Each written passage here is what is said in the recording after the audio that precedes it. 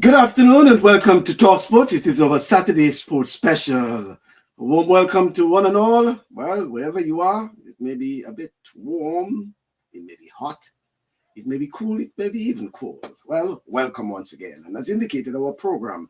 On this weekend's program, we will be talking about club structure. Yes. And hopefully we will get a squeeze in a little bit of, broadcasting, sports broadcasting in particular.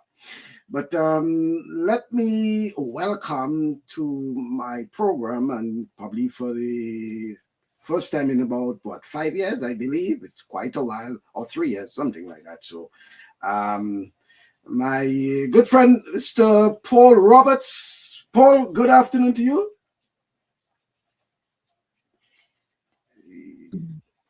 Yes, good afternoon. Yeah. Yeah, good afternoon. I realized we had a mic muted. Yeah, it's been a long time. It's been a while, hasn't it? I think it was your inauguration program, which I had the pleasure of being part of. And I'm Yes. so glad you started. Yes. Oh, yeah, you've done human service to sport, man. Yeah, thanks very much. Yeah, it has been quite a while now. And I by the way, Paul, you did probably about one or two programs with us, right? But there was one program in particular. We went for 3.5 hours chatting. we went. Oh, yes, I remember the other marathon. We had a marathon. Yeah. We covered so many things. And interestingly, is that at the end of the program, I think you were saying you were just warming up or something like that. So, but we spoke for quite a while. We spoke about so many things. We talked about club structure. We talked about sports broadcasting.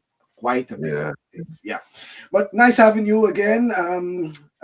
So you're hearing Paul Roberts. Folks, no stranger to the microphones, but definitely, Paul, thanks for being with us today. And as indicated, we want to talk a bit about the club structure. And what is important is about, back then, we had clubs, right? And we had functioning clubs.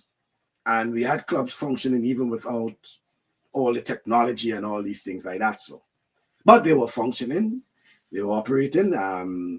There were folks who were administrators and players at the same time, right? But it's so glad to know that you folks have been willing to assist wherever possible, and in some instances are still assisting where possible.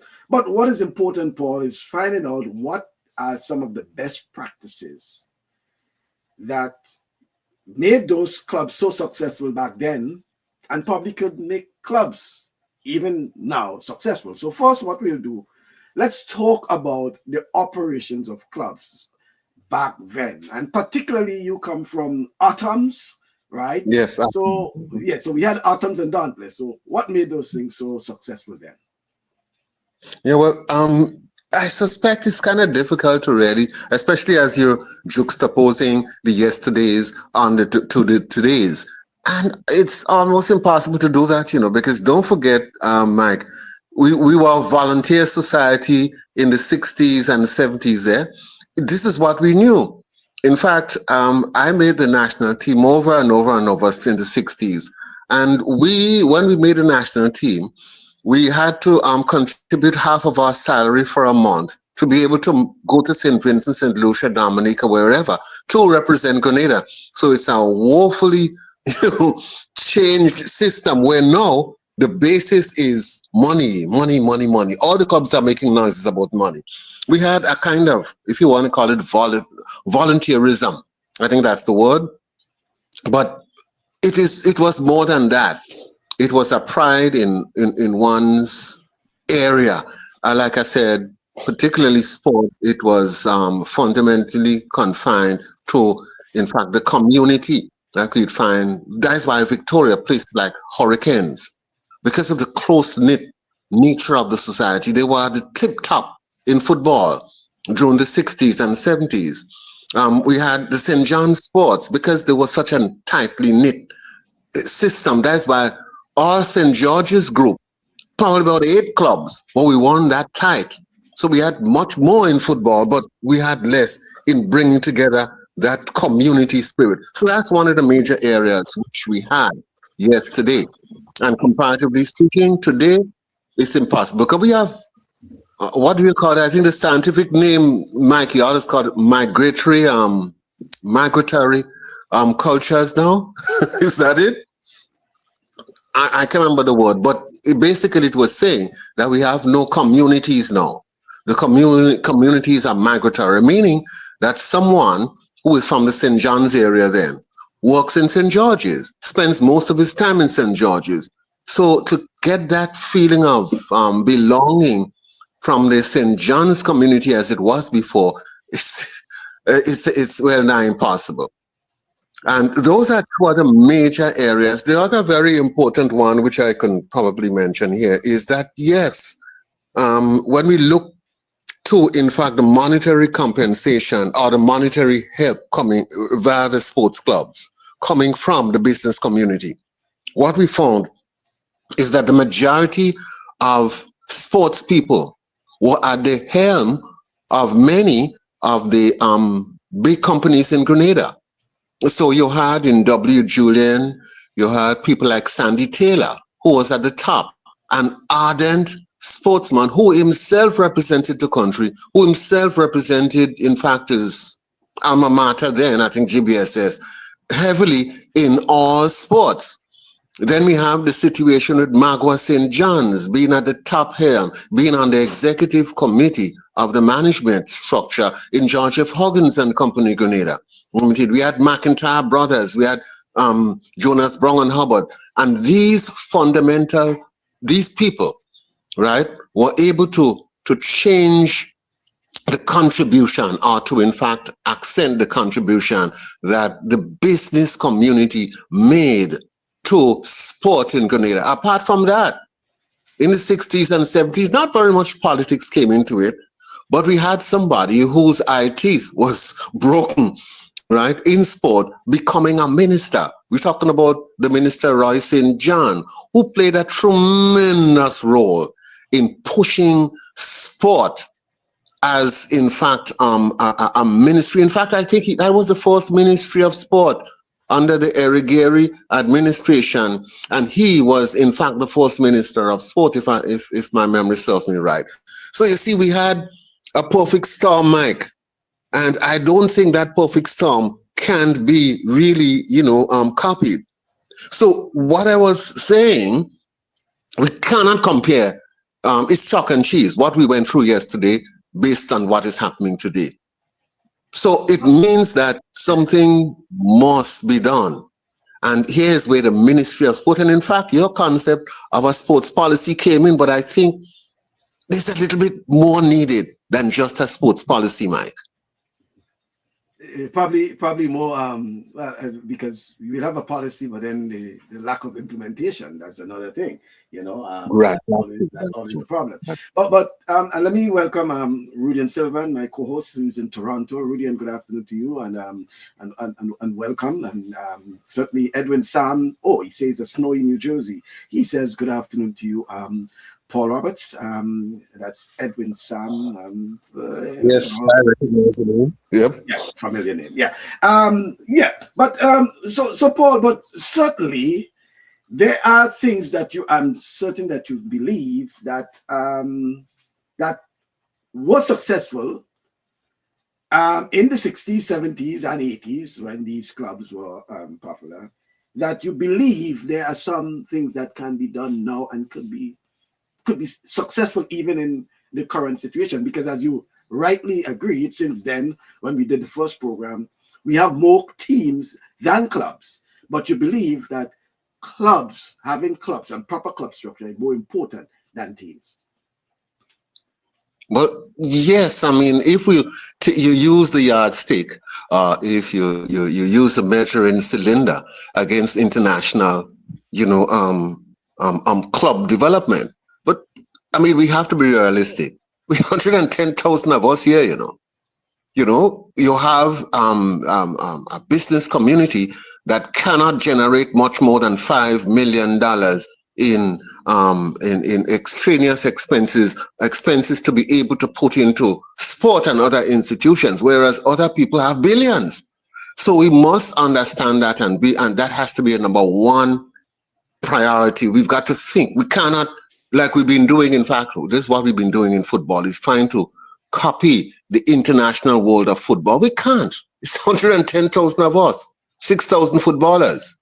That's it. Full stop. Done.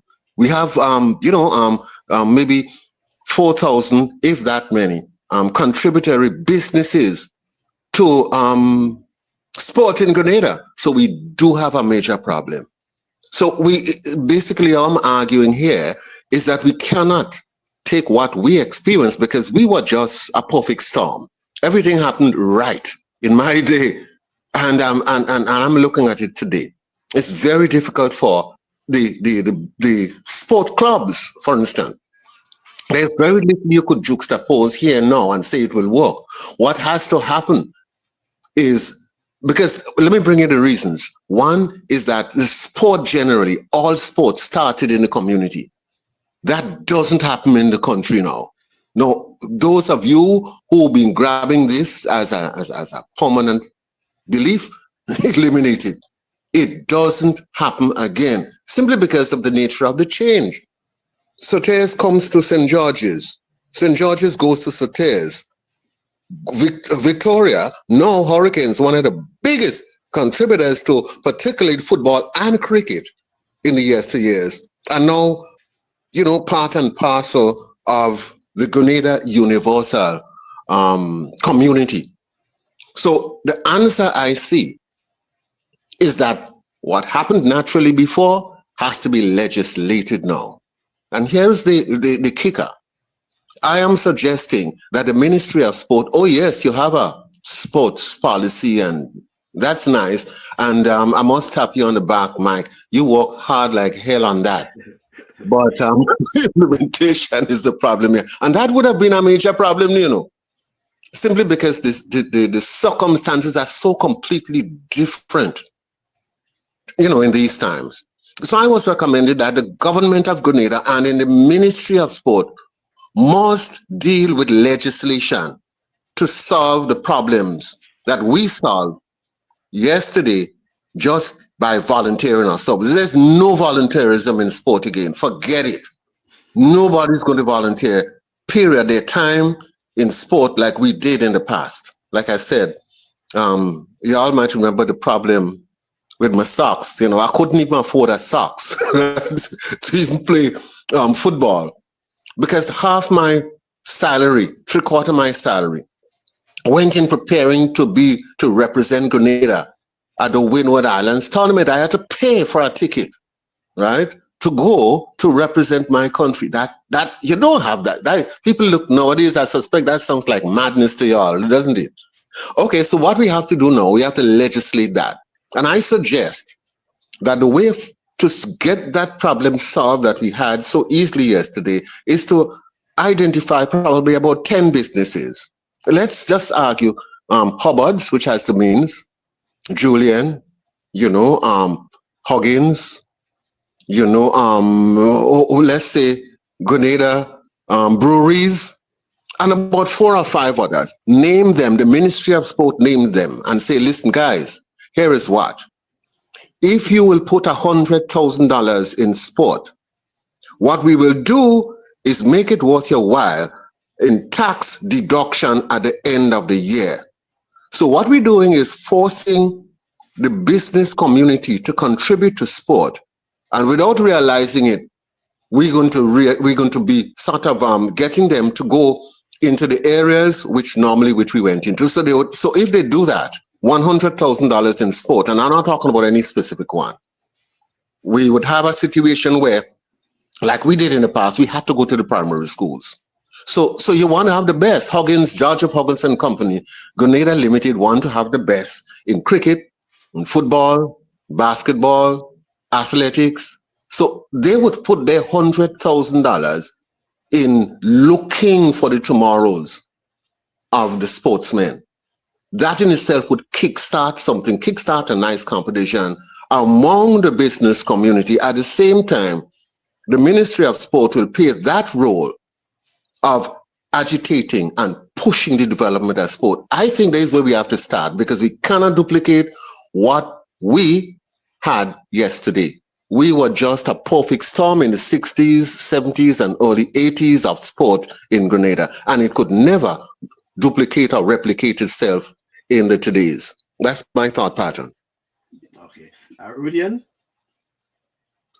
Yes, Michael, pleasure to see you again. Mr. Roberts, a happy new year to you. Thank There's you, a sir. few things, there's a few things that you speak about that I want to chime in on in my views, and I'm talking about for me in the late 80s and the 90s, because that's when I was have the understanding coming up, and you guys was long before me.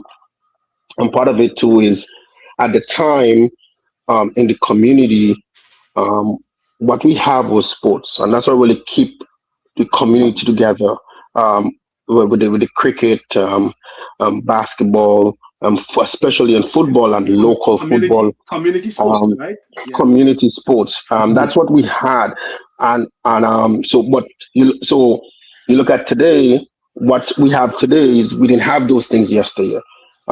We have the social media. People always want to use that, but most people have television now. We didn't have those things back then.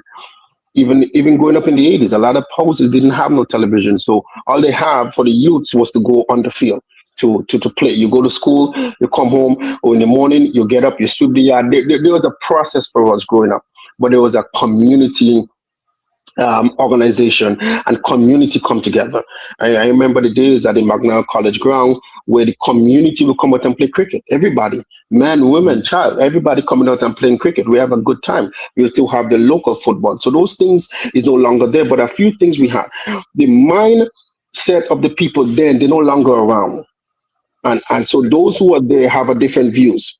And their views is on how the world is today, how FIFA, how world athletics is running things, and how the NBA is running things, and how the World Cup and so forth is running things, and it doesn't work in a small country like you said, 100,000 people. It don't work that way. So you have to find a way. And again, and I constantly going back. Michael know that I speak about this constantly. The one thing that will make a difference right now is getting the Paris Sports Council up and running the way it should. And I think if they start doing this, you're going to start seeing a lot of the community stuff start coming back, which is what we are crying for. Back then, there was a structure. You know, people want to be a part of something. You know, I grew up in the North Stars and the Eagles, and I know of the Hurricanes, and I know of a lot of these teams, the Queens Park Rangers, the Police. You know, I remember those things, but there was a structure with them. Like, people wanted to be a part of it. Today, if someone wants to help, they want to know how much they're getting paid. You know, so people that sense of I want to volunteer my time is no longer there unless they're getting something for it. So that also you got to look on that and a change too. There's a lot, like I said, what we do, and I think today to what we try to do, and some of those who are in charge now, they try to remember what happened yesterday and try to structure it back to how it used to be. It's not going to happen. Yes, you have to move with time, but not lose some things. You cannot lose the foundation. Keep the foundation and build in the foundation with all the new things you have that is out there now. You know, so and I think that's one of the problems. We may not have the locals as we used to, which is sad to see, because like I said, that was really build the sport. That's how young men like myself come up, and a lot of others. And you guys was long before me. So imagine how good it was for you guys today playing the whole community. Listen, I used to be out in Magna College ground selling snow ice, and within half an hour, everybody buy a snow ice. You know, and because people was out there and people was interested in being a part of what the community was doing. We don't see that anymore. So only because time have changed, and yes, the technology don't help. Listen, my grandparents, when they grew up with my mom, we used to go to the field. We used to go and play because there was that trust in those people who was coaching us. There was that trust in those people. They didn't need to be there. But today, a parent have to go with the child to the field. You know, they don't go alone. You know, so a lot of changes happen. Continue, Michael. Paul, so the clubs back then had what sort of challenges they had that they had to overcome to be successful as they were? Because as Rudian was saying, there's so many things that have changed. And when you look at things that can make it much easier now in terms of technology and all these sort of things, I know they talk about running a club from the back of your car was probably your office, or your home was basically the office. So what are some of can you outline some of the challenges that you folks faced back then? Well, the challenges were sort of the same kind of challenges we've had here, because I've been associated with a club, and I'm still am. And unfortunately, the club here has almost 60% of the people who are the youngsters who are part and parcel of the club not employed. You understand? So we have to find creative means, because one of the challenges, again, I think it's all right. Let me put it this way: the challenges have been created now. The challenges weren't there yesterday, because I used to have to pay $1 in subsistence to my club on a monthly basis. So every year I pay $12 basically, and I pay that. This is part of what you have to pay. If you try to do that these days to, in fact, youngsters, you ain't going nowhere. So you don't need. That is so true. That is so true. That's a bad start. You know, once you talk about what you call subsistence, or what do you used to call it? Subs. Subs, yes. Yeah, subs. But Paul, the other part which I need to bring up here. No, unfortunately, I've been trying to identify this thing. About 2 years ago, I was member of the General Council of the Grenada Football Association. I was a member of the executive at one time. And what I noticed is that everybody, because of the historic nature of sports in Grenada, the success we've had in the 60s and 70s, we all wanted to duplicate something that is not duplicatable. It couldn't change. It couldn't be duplicated. And what we did, we identified, we looked at the possibility, again, like what was said, of dealing with the community. But the community was absent. And you know why? Because we're sitting at the General Council fighting with people who moving from Eagle Super Strikers quickly into 100 into atoms into hurricanes, simply because people are mobile. People are more, the community became mobile. Paul, and we sat just hold that thought there, because, and I'm glad, because before you started making that point, Arthur Hostin put that basically on. He says, we need a reset, back to foundation, the school and community. And he used an example. We have coaches sitting at the ministry and they are not in the community. Every trained coach vie to go to the ministry. Every trained coach wants to go to the ministry, and they just sit there and they're not in the schools and the community. So I'm glad you made that point there, because that was the thought pattern of even Arthur Hostin, even before you started that point. Continue. Mm-hmm. And like I said, I mean, the community, and I maybe need to say it sounds radical, but forget this thought of community, sport and community. The community, this so-called community, is migratory. In fact, they are moving, right? They are moving. You cannot say, well, like, for instance, no, Queen's Park Rangers. Queen's Park Rangers is no more the Queen's Park. I'm sorry, you would have somebody from Carenage in it, or somebody from South Stars. You get that, put it in your pipe and smoke it, which is what we didn't do at the Grenada Football Association, and try to grab onto this community thing. And the community had taken wings and gone long. So what happened is that we had what was called, we had to register, and there's a portal which we had to use to register all our players. And in fact, the technical director had major problems at the GFA, because ever so often somebody from St. David's plays for 100, and then he didn't say anything. And then the 100 guy decides, called now to Carenage.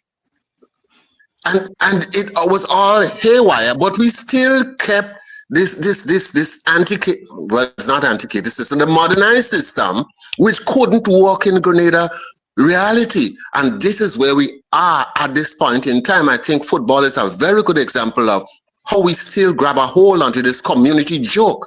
It was only good for our time, our old people, put it this. It worked for us, it worked wonders for us. It was the perfect storm for us. But but isn't there an exception? So that it is at that level, but in terms of the development of sport, I think at the community level, the development. So, for example, there's nothing wrong in, getting people involved in sports at the community level, meaning whether you from Wharf or you from St. David's, there's nothing wrong in having an activity at the playing field in Grand Roy or wherever for the community. They can come together. They can, whether it's a Saturday or Sunday, be involved in sports, the community aspect of it. But Michael, if I may just jump on that, one of the problems there too is the like I said, we're speaking about that, is the generation of people today don't have time for that. And I think that's really that's a big part of it too, because yes, we who love the sport will love to see that. We want that because we know where we're coming up from. We know what built us and what grew us. We know what could help these young kids today because it helps us. Look at where we are. We are here because of those things. Nothing. If they do the same thing, they will be in the same place. The problem is you have the parents and you have some of the people. They're not interested in that anymore. Just before you go, one thing. And I always say that with somebody I speak to. For example, I went to McGraw College. Yes, I'm in Canada now, but if I was home, my kids was going to go to McGraw College. I play sports. They would have played sports for McGraw College. Today, parents who goes to let me use McGraw College for an example. I'm not speaking for anybody specifically. Who goes to McGraw College, who went to McGraw College, now they have the kids going to a different school. They don't send the kids to the same place. So a lot of things, so we're losing the community and by right, why? Because that parent now is working in St. George's. It's easy to take the kids with them to St. George's. That parent is working in St. John's, easier to go with them. So we are losing in that sense. But I think the mindset of the people, I think we have to renew the mindset of the people to sort of remember them to, hey, this is how we grew up. This is what raised you.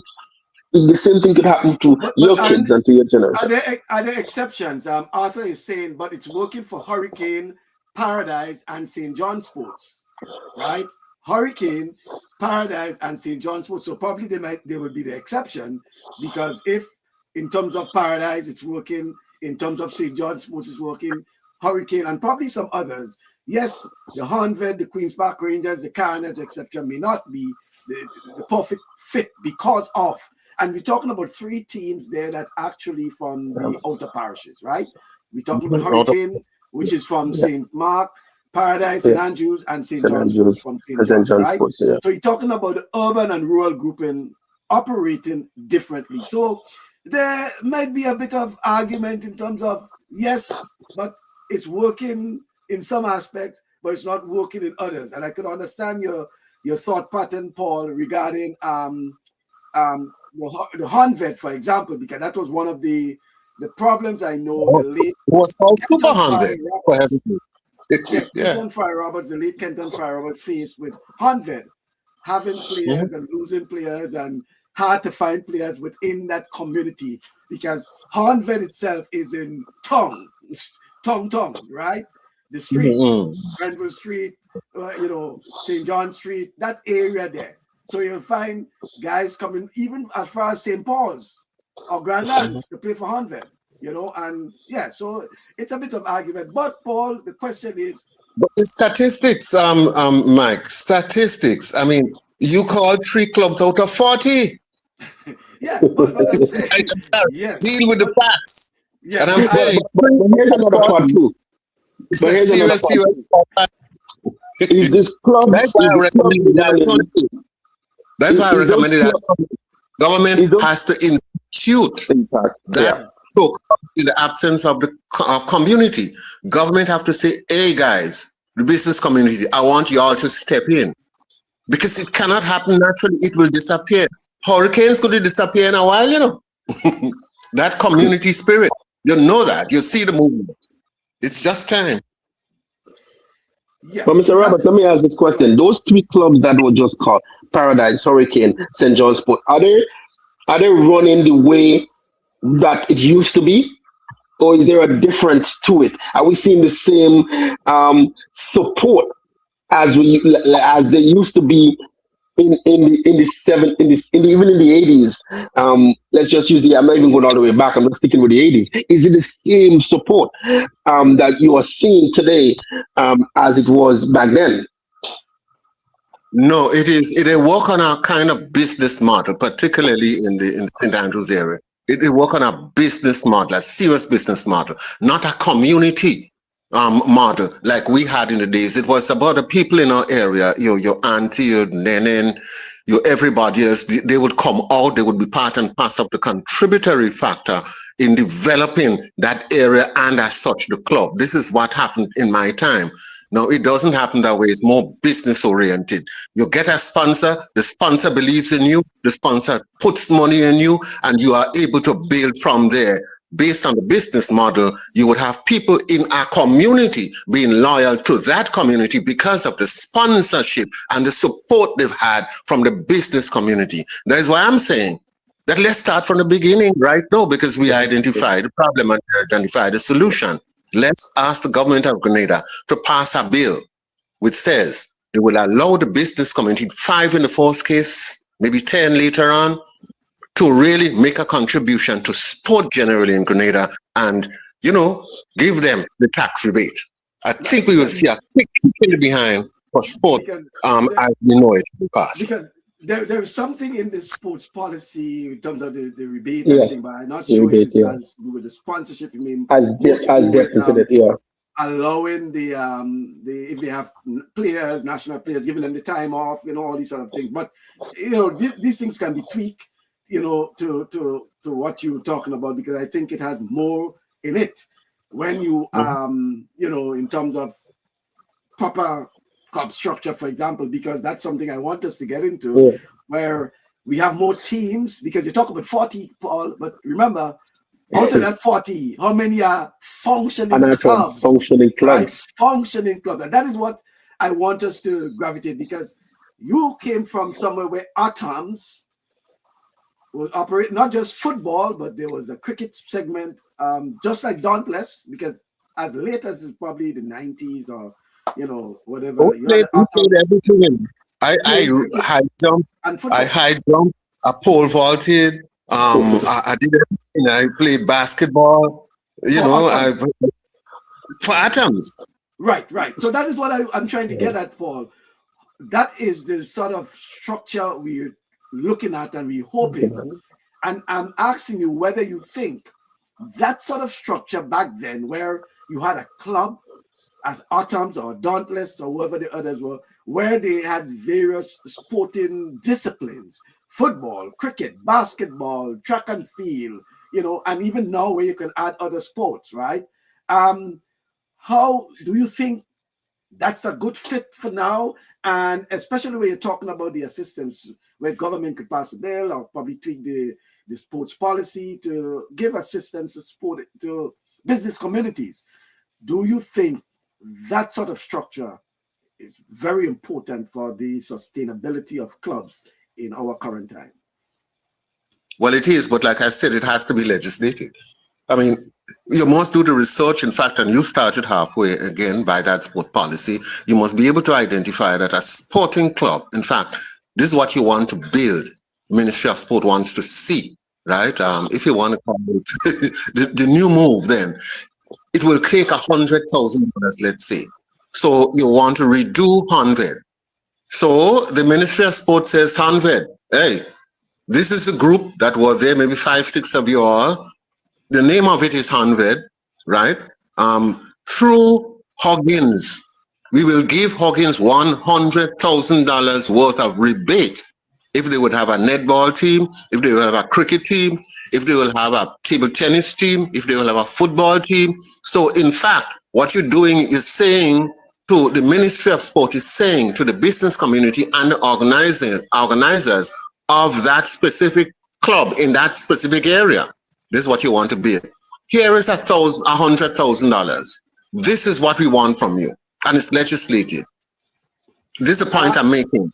Because Yeah, that is what But here's the problem I have with that. were. Yeah. hold on, let him finish, Rudy, and I want to Yeah. hear what you were saying about that part.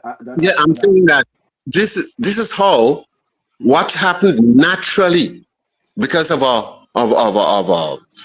attitude. Rudy said, no television, no nothing. This was our way of doing so. This was our television, our time of getting out. So we had incentive to be out there and to volunteer our service and to be part of something. That is dead and gone. It is a new dispensation. And so to get what we had before in this new dispensation, the government of Grenada, via the Ministry of Sport, must step in with legislation. Otherwise, it won't work. Yeah, but for argument's sake, before you comment, Rudy, do you think it's instead of the government saying that probably the clubs or the individuals who have interest in it probably can approach the government? I mean, well, you do have. I don't know. Maybe this is to me because I'm saying you have your policy. You have your policy, and what you need to do is just legislate that part of the policy. Yeah, but even if it's legislated, I'm saying instead of the government approaching, it should be the clubs or whoever it is approaching government. Hey, here is it. Here is how we organize. Here is what we want to do, and we are seeking your assistance in terms of that. Yes, the policy is there and things like that. So, but I prefer sometimes instead of government mandating and not so much mandating, but government making the approach. It should be the people making the approach. Here is what we want for our community. Here is Honved Sports Club, and we are proposing 6 or 7 sporting disciplines, whatever it is. And based on your recommendation, Paul, what you suggested, I think it makes sense, whatever it is. And is it possible that we can get the assistance, whatever it is like that? So we have approached George F. Huggins and Company Limited, and government probably can take it from there. That's just, sometimes I just find, government has to do this, and government, yes, they can facilitate it because you approach, right? Because then what will be it like government approaches Honved, but they didn't approach, Mount Rich. You understand? Well, not yet, but they will invariably. What I'm saying is, if Honved approaches and Honved is successful, then there's no reason why Mount Rich and Lassa just shouldn't. That's what I'm saying. You get it. Yeah, but you see, I hear your point, and I really see the approach you want to take. You're taking a heavily people's approach, deal with development yourself. But I'm sorry, we're in 2026. It doesn't work that way. The 66.6% of our population are young people between the ages of 16 and 35. They don't care. You know what I was going to say? We have to legislate it. Yeah. But here's the thing too, Michael, before you go, right? So there's a few things, like, and Paul, I understand what you're saying, but the problem is we have more teams today. So it's hard to see, like you said, the government giving a rebate to one company, and that company may want to sponsor one team, but in that whole parish, let's use like in the parish, there might be 3 teams from that same parish, or 2, the max 2 teams from the same parish. So they're going to do one and not do the other. And I think that's where a part of it, the problem will come in too. What make it a lot easier back then for sponsorship? Businessmen and women, they had the interest for one, the community, for one, for the sport. Those, and I want to believe the kids and grandkids who take over business from me now, they don't have that interest as they, as a founder. Had the interest for sports and for the community. So it's a lot easier to get sponsored. Back then it's tougher today to do that. But Michael, I get what you're saying. We need to have clubs with a structure, and those clubs need to be registered as a business. In that way, if they go to the companies, they can give them a tax receipt. So it's almost, and I want to assume, I don't know, a lot about the tax and all these things in them, but that's how it is. A part of it here for us, understand? Yes, we're a bigger country, but it's the same process. The track and field clubs in Canada and club have to be registered with the government now. Before that, Yep. never Yep. was. They have to be registered with the government, and that's one of the things where they asking Yep. for them to have a Yep. structure. They have to have a board members. All this stuff have to be presented to the government and to for example, track and field, the Ontario government track and field association. You have to have the Yep. names of those people. You have to have a structure now. Then you register with the government. So now you could give your own tax receipt to a company, and that company is getting back that fund because they're going to file it, and when tax time comes. So maybe that's a structure that probably needs to happen. But like I said, there's a lot of teams and not clubs. So maybe the government need to say you need to register as a club, and even a part of it too. Maybe the government could give every team that register maybe an incentive of $5,000, maybe I still to don't like start off with. I still, Yeah. and here is the problem. And before you come in, Paul, I Mhm. still believe that there are too many teams Yes. operating rather And not than clubs. clubs. Yes. So yes, you can have a team registered, but it's No, operating from a club. no. I'm saying it No, should be a club registered, not no. teams. What I'm It should saying, be yeah, I club. Yeah, understand. it should be Yeah, club, the not club is teams. registered, but the team is Yeah. playing. That's what I'm saying, right? Yes, I understand. So, for example, let's look at the GFA, and I like to look at the GFA in terms of that Mhm. because they have probably the structure in terms of the operating of clubs and teams and whatever it is. Yeah. Honved or Hurricane or Paradise St. John Sports, they are all teams within the GFA, right? Playing. But the structure, right, is from a club, meaning that just as Honved football team is in GFA, there might be a Honved cricket team participating in St. George's League, St. whatever. Likewise, Paradise has a cricket team or a volleyball team as well, operate, whether it's with the Grenada Volleyball Association, beach volleyball, or the St. Andrews Cricket, whatever it is like that. So yes, Paradise Sports Club, Hurricane Sports Club, Honved Sports Club, St. John Sports Club, right? But they have teams in between. football, Yes. cricket, basketball, etc., etc. Because they're a club. A club is expanded to every sport. Before we think, there are some comments that came in for Paul. Let me just read it. What Arthur Hostin is saying, what cannot work in St. George may work in rural areas, small communities. They carry much more pride than an urban area with no loyalty. Businesses will not blindly go into a venture where there are no return on investment, point blank. Clev, very strong point. Yeah, Clev, very strong point. But maybe let me insert myself here. That is why I said. Yeah. That is why I said it has to be a Ministry of Sport plan. Hey guys, look at what happening to our associations. They all hit the bottom. We need to deal with our cricket. We need to deal with athletics in a serious way. We have to deal with a gamut of sport that the Ministry of Sports decide that this, gentleman, is what we're going to do. They, in turn, identify the business communities who have the monetary input available, right? Rather than they alone, the government going on the trip. They bring the business committee and say, hey, here is what's in your interest. Now put this thing together. Maybe you might have Honved, right? Honved is going to be one of the teams. Maybe you might put Queen's Park Rangers under your heading. Okay, go with it. But you have $100,000. At the end of the year, we will give you a rebate to the tune of $100,000. So we're not asking the business community to make a contribution. We're saying to them, we have selected you. Are you part and parcel of it? Or if not, we will go somewhere else and another business organization. So it is mandated. That is where we reach now. If we don't mandate developmental plans and developmental movement, we're going to run into serious trouble. If we leave it, especially many of us, and I call myself an old man, looking to the lovely years before and say, boy, we could do it again. We can't. That boat fly away long. That's my thought. Let me get some more comments here.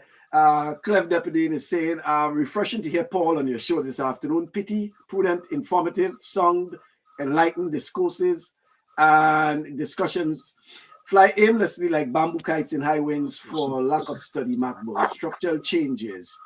Kyron Batiste says, great to see you have the legend of the program today. Mr. Roberts was very instrumental in the development of my brother's careers. Kellon became the national goalkeeper at all levels, and Kenroy in media and communications. Well, Kyron, may I just add that Paul was also instrumental in my brother becoming a national goalkeeper. That's Kurt Mason, right? So it's not just yes, you, right? And Paul knows that. You know, Paul was instrumental in a number of, Kellon was, I think, before, both Kellon and Kurt attended the GBSS and were national and junior goalkeepers at the time. Yeah, Arthur says clubs need help in developing their players, and the club by using outside resources, bringing in a respectable person from the community or business to talk to them about personal development and making sure the club organizational structure is improving.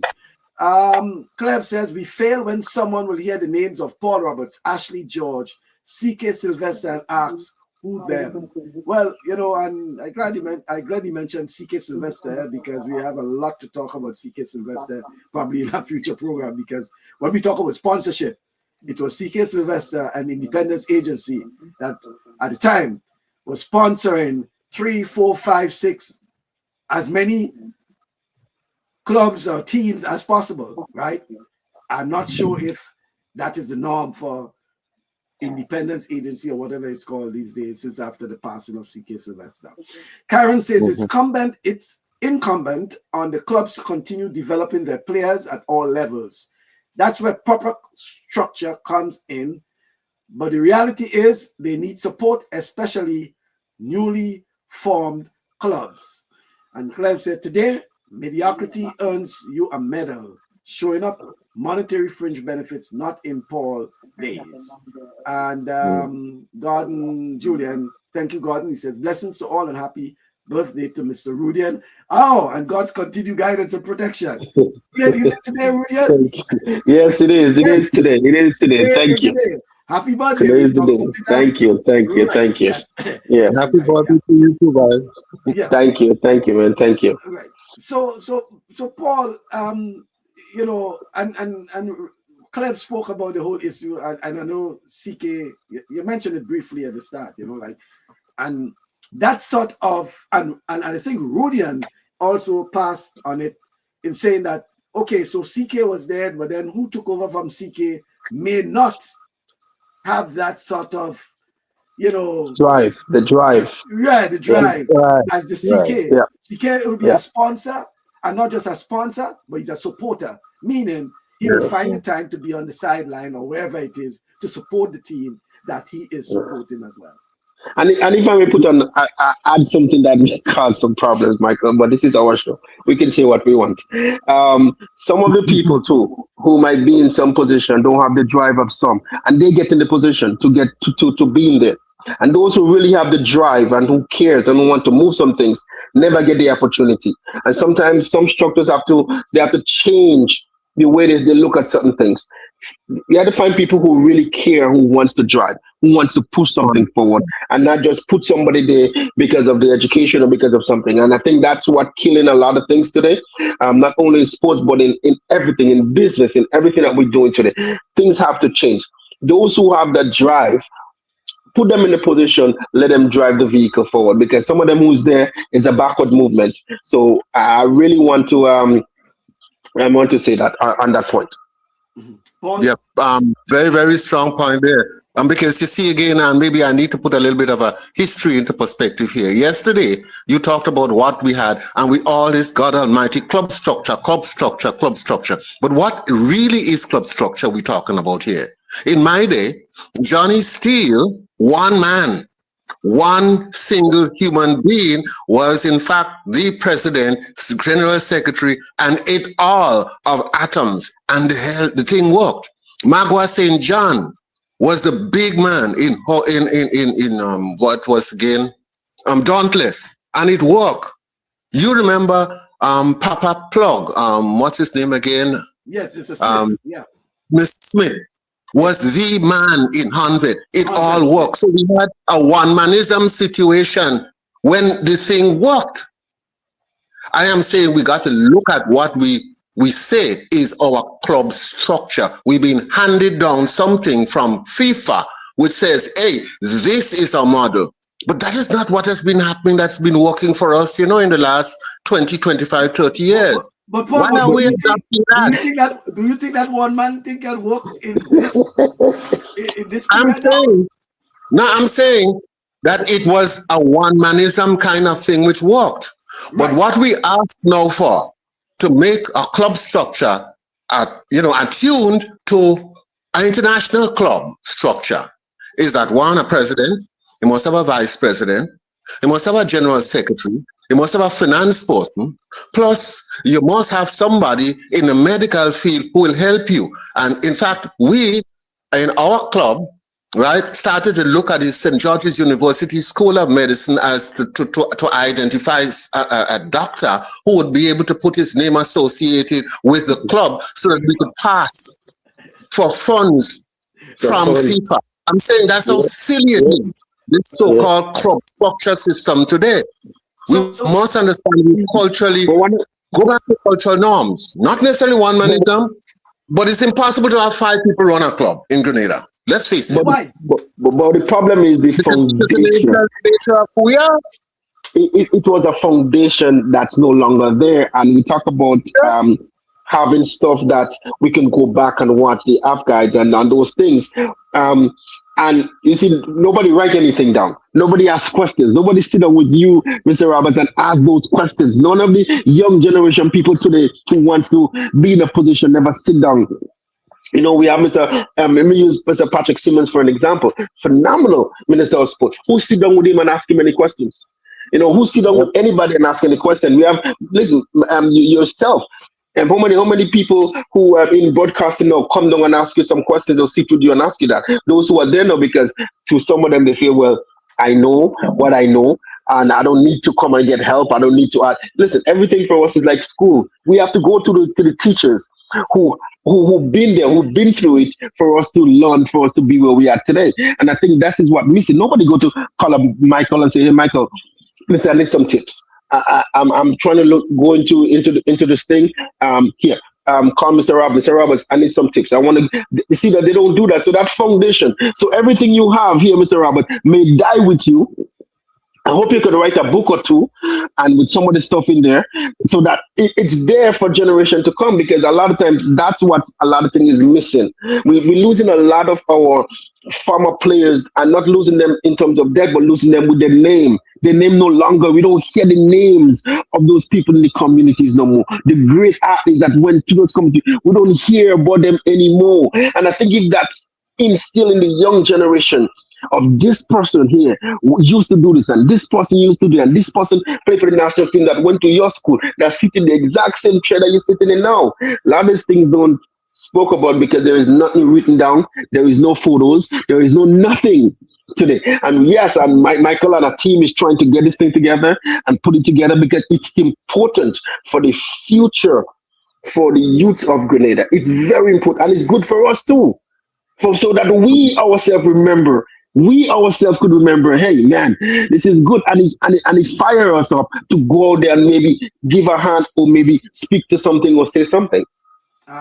What just splicing nicely here, the thought pattern that you bring forward is in fact important, because I've been trying to see if I could make that concept of that. But you heard how Mike reacted when I talked about one person, Johnny Steele, one person, Mark he looked at one-manism.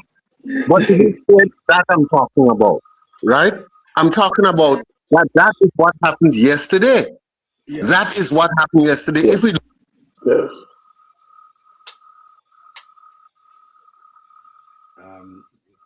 Paul, are you there, Paul?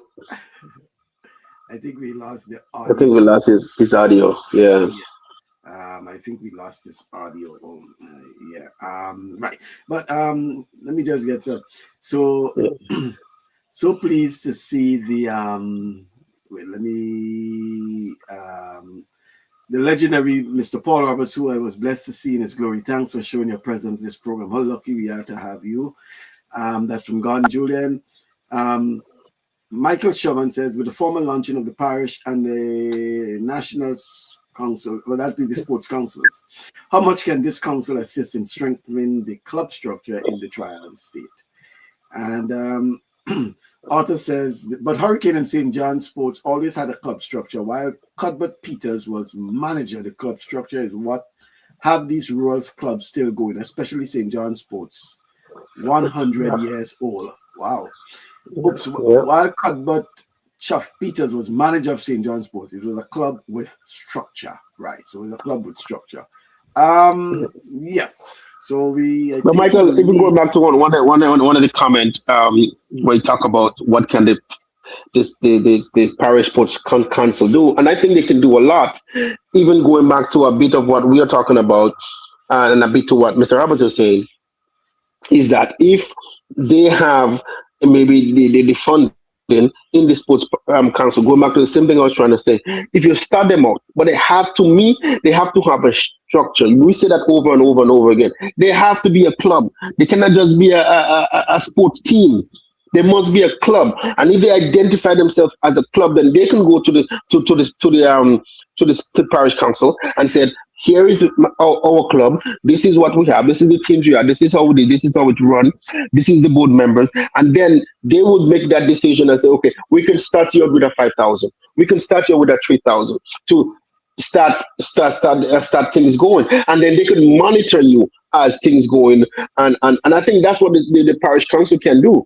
They can do a lot to help those clubs, not teams, those clubs in the parish. And I really, really hope that we can get that up and running to the way it should be and the way it can be. And then that could be the change that we want in sports in Grenada. I think Mr. Roberts is back. Pablo, you're back, right? Yeah. I'm with you again, and I'm hearing the comment. And again, all I'm saying is we have to re-examine, because we have to just stop using the words you're just like that. What is the club structure we're looking for? 3 people, 4 people, 5 people. FIFA is giving us about 8.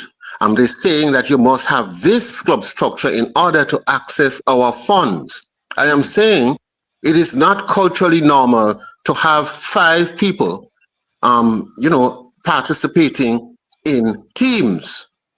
You usually have 2 or 3 people. Can't we culturally, imbibe the president, who will automatically be, there's no vice president. So the president, right, rather than have a vice, that's one post is off.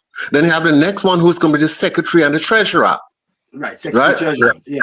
Can we do something modernized? Look at the club structure rather than just uttering some words. Club structure. I think what must, we say this constantly on the program. What really, to a part of what Michael said, a part of it, there is a lot more. Part of it is that we have seen players, actual players, be managers, players going to meeting, and that's what we were talking about, to move from the players want to be a part of the administration aspect about it. So it could be one person, it could be 3, it could be 10, but we just want to say we don't want to see the players is the one that's going to represent. And to add to what Ruden is saying too, is that and I think Arthur said that too, not everything will fit. So what may fit Hurricane may not fit St. John Sports, right? In terms of the structure. So St. John Sports may be in a position where they can have a 5 or 6 member body, right? Hanved or Carnage or even Hurricane may probably have 3 or 4. It depends, right? And then again, it depends the structure, meaning I may, for example, say, okay, Queen's Park Rangers, our structure will be such that we will probably have a representative for the various sports. It's we are not dictating that it should be what FIFA is saying for whatever. Okay, Yeah, well, this we is are one of the saying problems. Yeah, no. We are saying this is a in problem. terms of clubs operating in Grenada, my club, whether it's St. John Sports, may decide that we want to have a 4-member body. Paradise Sports Club may say, okay, we are okay with 3 or 5 based on whatever it is like that. But what we prefer to have is proper club structure and not the situation where a player, and you know that, Paul, is the one who is showing up, or the coach is the one who's showing up to the council meeting, right? Yeah. Representing the players. You have no, and you know that yourself because that's something you should be talking about. There is no discussions. There is no, you attend a council meeting and it's just information for yourself. You're voting without even consulting with your membership, all these sort of things like that. So why? Because it's a one-man thing, right? And that is what we want to move away from, right? Where you have a proper structure, where you have your meetings. You probably may even go back to your subs and think, no, I mean, it's not working, but you could probably have that in some way or the other. It could be Zelle or whatever it is, But that's why, Mike, I said to solve all that problem, this thing should be a Ministry of Sport responsibility. So the Ministry of Sport has overall, control relative to the development of the sport generally in Grenada, and to make sure, like you say, these anomalies do not ever occur again. But if we're going to leave it up to the individual clubs to do, it won't get done. That's the point I mean. Yeah, well, I understand that. I understand that. You have to have somebody. Yeah. You have to have the Ministry of Sport saying, hey guys, this is our rules based on what we've decided. 4 people minimum is going to form this club. We need secretary, we need a president, secretary, we need this, we need that. That is what we will accept fundamentally before we go into the formation of a club. And from there, if Queen's Park Rangers want to have 10 members, like they say, that for you. I understand. And I get it.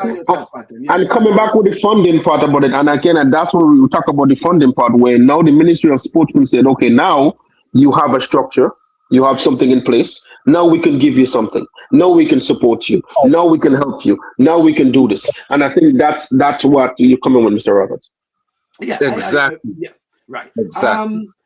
George Gotti Robertson, good afternoon to you, Gotti. He says the government has the perfect structure in place for the development of sports in Grenada. The sports policy has the ideal framework. I live in the present. Arthur says what worked for one may not work for the other. Again, it is not a one size fits all. That's true, right? And Clev says, again, for the 52nd independence anniversary, leave the drones on the ground and unfold banners of our heroes. So when they inquire, we inform. If we continue rolling only in the present without looking back at the past, promotion to the next level will always be questionable. Maybe what should be considered as a case study is what structure. I agree with Paul. What structure, right? So that, we agree on that now. Paul, we can't leave the program without touching on broadcasting, and especially sports broadcasting, and it relates to an extent with this, the structure, the sports structure, and all that we have been talking about, and it has a link because sports broadcasting, sports journalism, sports media, whatever it is, form an integral part in the development of sports in Grenada. Sadly, though, we have seen a decline to one extent, Paul, and part of it had to do a lot with, I don't know if it's a lack of interest, whatever it is, but it's something we touched on a few years ago, and we were hoping that, and even the appeal we made then, that we are available. You yourself, you're available. I said, hey, listen. Reach out to any one of us. You have others, Harold Paisley, Ray Roberts, quite a few. who be willing to provide any assistance, any guidance, whatever it is like that. So, and here we are today, Paul, and I don't think, except for probably just the streaming, but in terms of the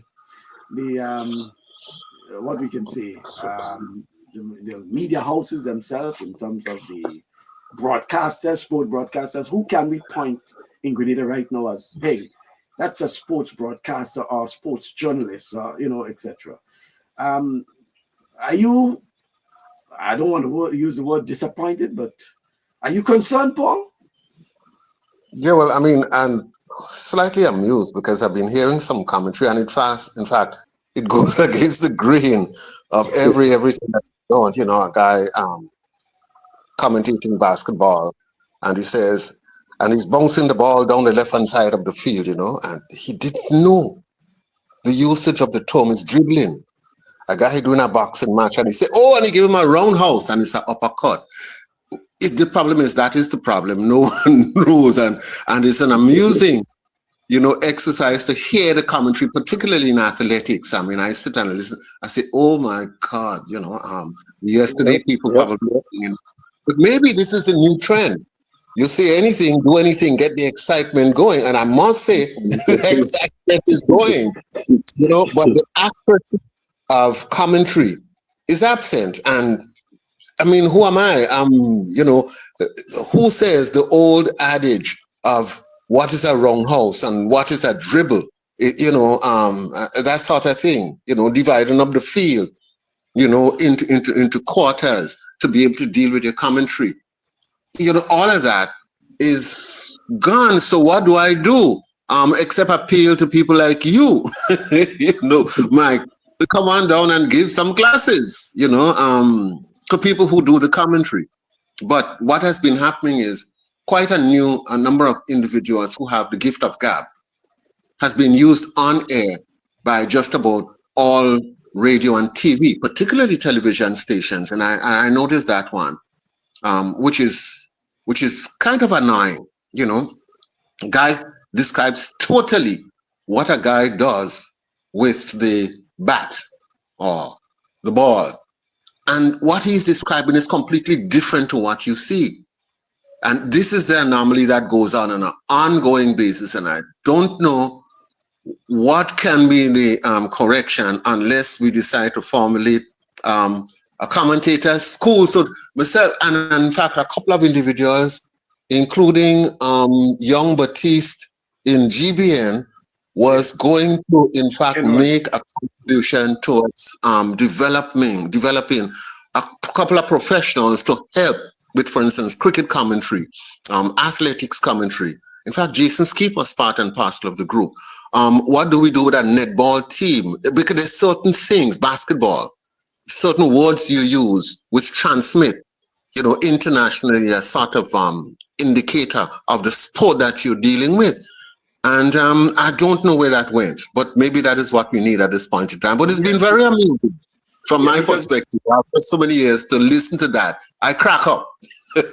Because and then when you look at it, Paul, to with streaming available, these days, back then it was basically radio, right? So you had the option of describing, and poor, the listener, they have to believe what they're hearing, right? So the television now, they actually seen, they have access to the visuals, right?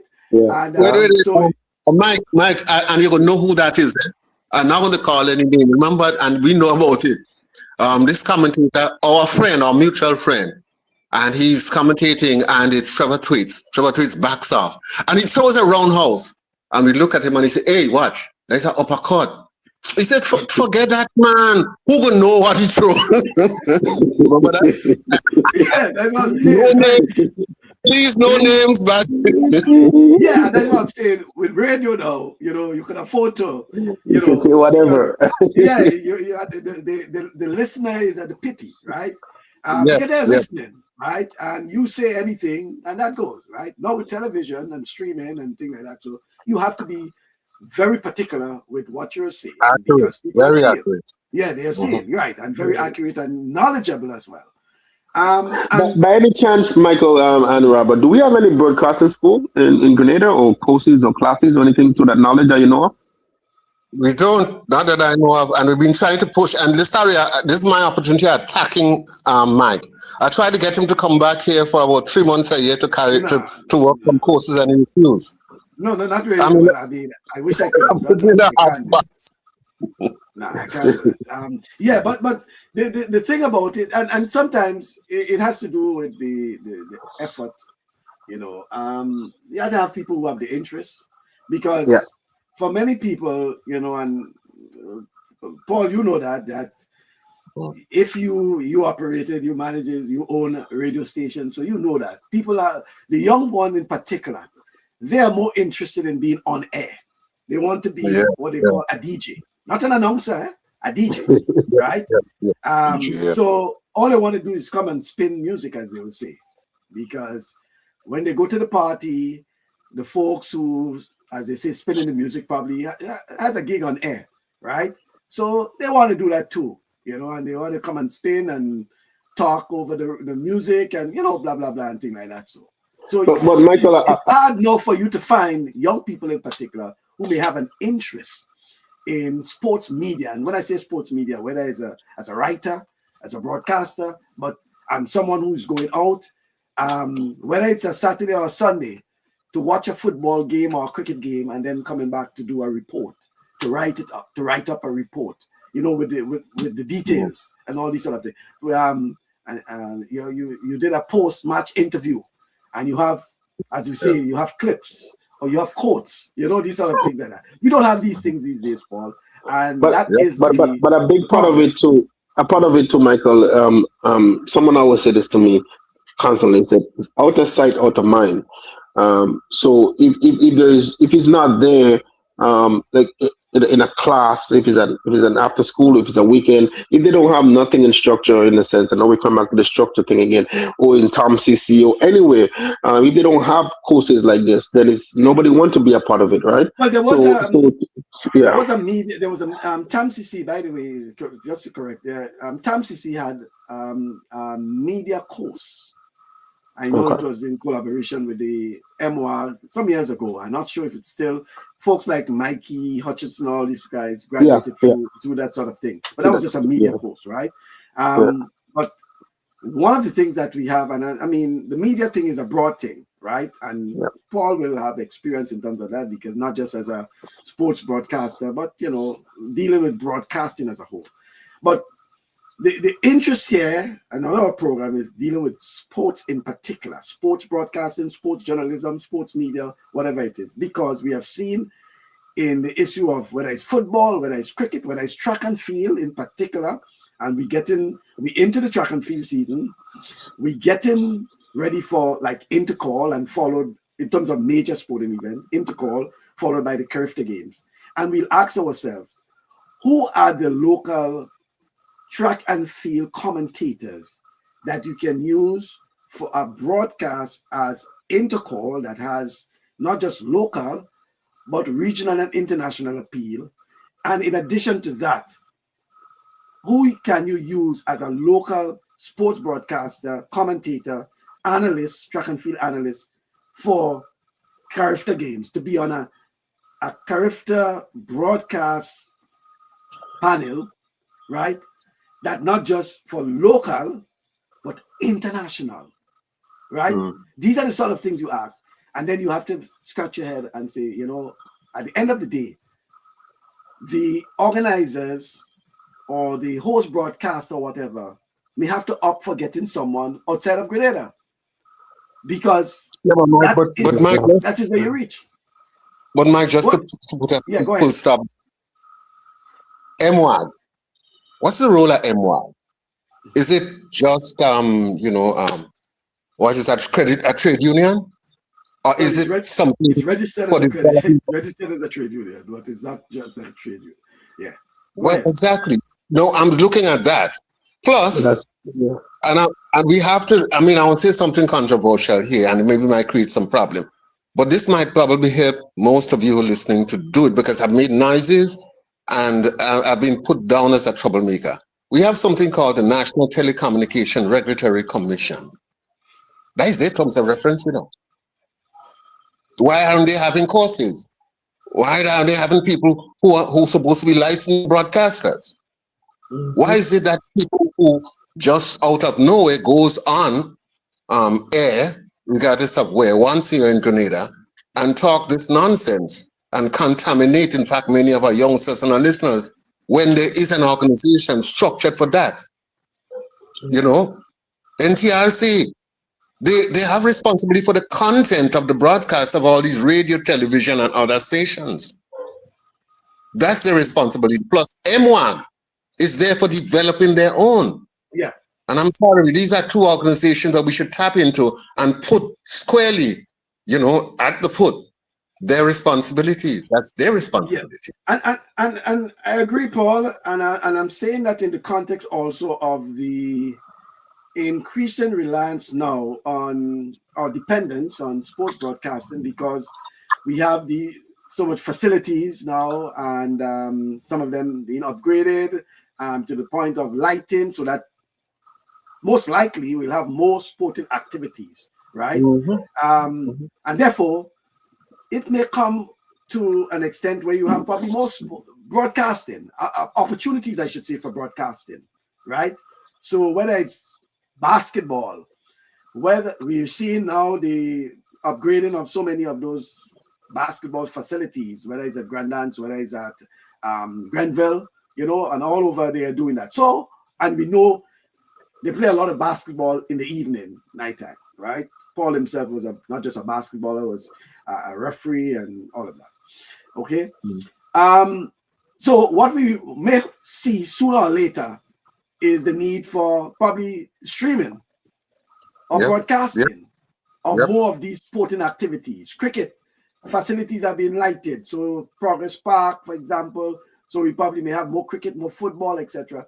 So opportunities again for more sports broadcasting. However, where are the broadcasters? Where are the commentators? You know, the pool from that.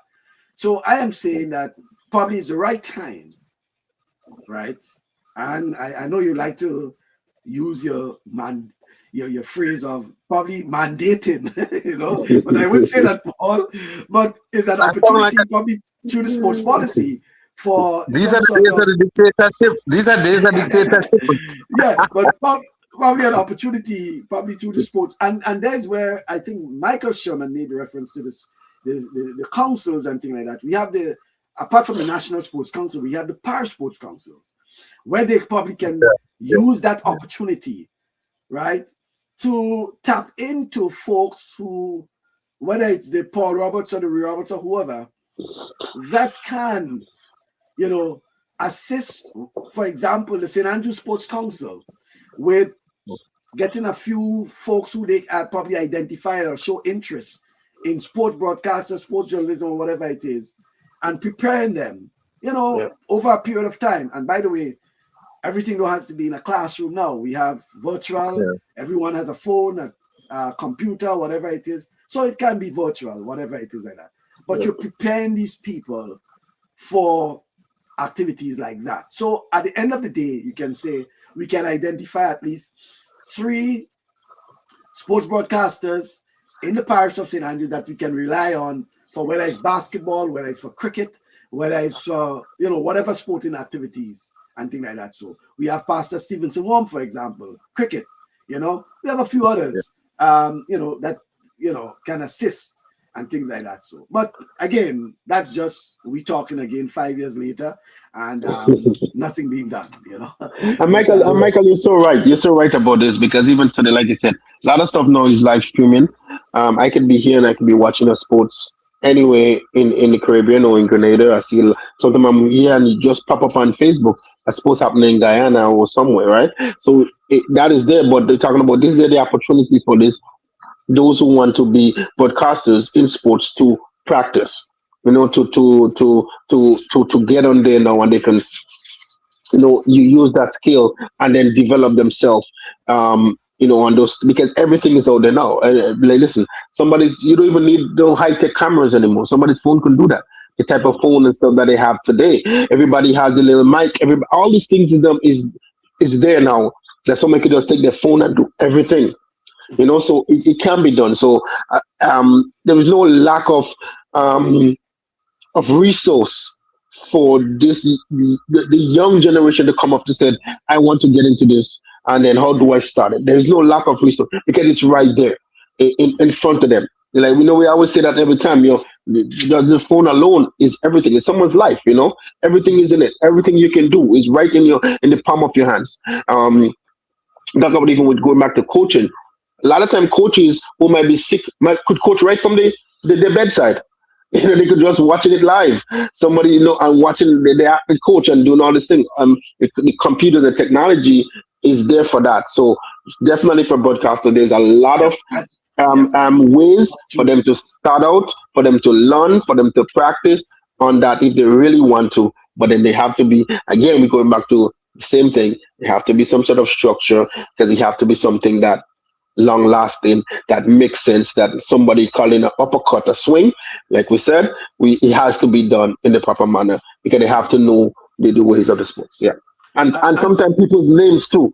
People's names, and that's how you learn certain things. And then we talk about track and field. We're getting ready for intercall with whoever the broadcaster is, should be going to all the sports, almost all the sport games to identify. So when you see them, you say, okay, yeah, this person did this then. This is the time they run, they come in now. Like a lot of these little things and them will happen, because why you think and Rudy, and the point there is, for example, people will ask why it is someone as Atto Bolden is considered one of the best and top track and field analysts. Why? He attends most of the sports, the track and field. He goes out to the games. He goes to most of them. He goes to most of them. League, whatever. Yeah, wherever they at, he's going. When it comes to World Championships or Olympics, I mean, he can tell you. As a matter of fact, he predicts. He predicts. He predicts. Yeah. He was on our program just after the World Championships, and we were asking him the question.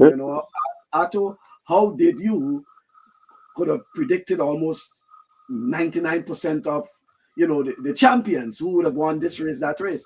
And he says, it's simple. People always ask me that. It's because I go out there, I looked at the athletes and I looked at various factors, and I can tell you that this person is the person who most likely will win the 100, who will win the 200. That person will not be on the podium, etc., etc. And I mean, we use that Atto Bolden thing, but I'm still saying in terms of Grenada, right? It's a serious concern. And, listen, I always tell people, if you have an interest, I don't have to physically be in Grenada. I'm certain it's the same probably for a Harold and a Toro and even a Paul Roberts. You can find him. And, you can ask questions. If a parent has someone who has an interest in sports broadcasting, sports journalism, sports media, and I'm zooming in on sports because that's what we're dealing with. We're not so much with the news and things, but just, hey, reach out to these guys, right? Yeah, and I said, get a pen. Listen, you got to ask the right question. They will give you the terminology of what to use and how to use certain things that flow with what you're saying. You have to, and you guys will give them. You have to know athletes. You have to research them. You have to go. You have to go where they at sometime. You have to learn about those certain people. You have to do these things. You all started out somewhere, and how many times I was afraid of. Because I have to go because Paul Roberts and company, they're up there having to Old Queen's Park. Well, Paul, when one person is going up, the whole booth is shaking. The broadcast booth is shaking, right? And we have to go up there. That's right to the top. You're talking about stairs, wooden stairs, right? I remember your partner Titus. Yeah. Like Titus. Yeah. Yeah. And so we will go up there and sit. And we will have chairs for us, so we will sit on the cooler, right? That is the cooler with the commentators. So we have to find ourselves up there. You have to start somewhere. To be among the commentators, hearing them. And listening to them, and listening to them. I know. I listen to. That's how we move. You know? I listened to a preacher one time, an older gentleman, and he said, when he came up starting to preach, he preached of what in the beginning of times. What I see outside, how I see people behavior, and that's how they start. You have to start somewhere. You don't just come up and just be that professional right away. You have to start somewhere. You have to have a stumble. You have to Paul, say something that you just say it how you see it sometimes, yeah, and Paul is then a you're gonna pity. start learning. Yeah, Paul is a pity we don't have the archives that people can listen or even watch. Well, yeah. sad, television. Television wasn't Yeah. big back then. That we can go back and listen and hear the Yeah, that's commentary of football take games and yeah, basketball games and yeah. things like that. Track and Paul field may, meets, track Paul and may field have it games. on Yeah, his. He yeah. may still have some cassettes with those things, but um, All of that, and let's talk the truth. All of that was blown up. Boom! It went up oh, in smoke. in Yeah. 1983. 1983. All our archives, everything went, and that was one of the major reasons why we don't have a lot of our history, which in fact was recorded, and we had a lot of individuals who made contributions and kept it there. But unfortunately, it was blown up. And I mean, I listening to y'all, talk between yourselves about, in fact, what is required. And what I've been seeing around me and listening, that we don't have a shortage of people who really we can use in Grenada to deal with a No, commentary on sport. not The So really. true. problem is nobody does it. And you're making nice about my wanting to mandate it. Yeah, yeah, yeah, How will it yeah. happen? You have to mandate it. Otherwise, we're going to just be talking and talking and talking for the next 5 years. Mandated. There's where the Ministry of Sport coming. Or, in fact, the implementation of your policy, Bascom, Right. which you work so hard on. Implement that part of it so that we could have at least some commentators for, in fact, the season coming out. Right. Yeah. But we're going to be just talking and talking and talking. Paul, I know Paul flourished around different eras in terms of the pre-independence, after independence, the revolution, all of that. So he's big on mandating at times. But It's fun. Clem says, remember young Kojo, R.I.P., protege of Paul, Yeah. mastered sport William broadcasting with Kojo. clarity and conviction. We need more young men like him. Tell us more about Kojo. Oh, William Kojo, in fact, his father was an individual who was contributing to local news, during the Windward Islands Broadcasting Service days.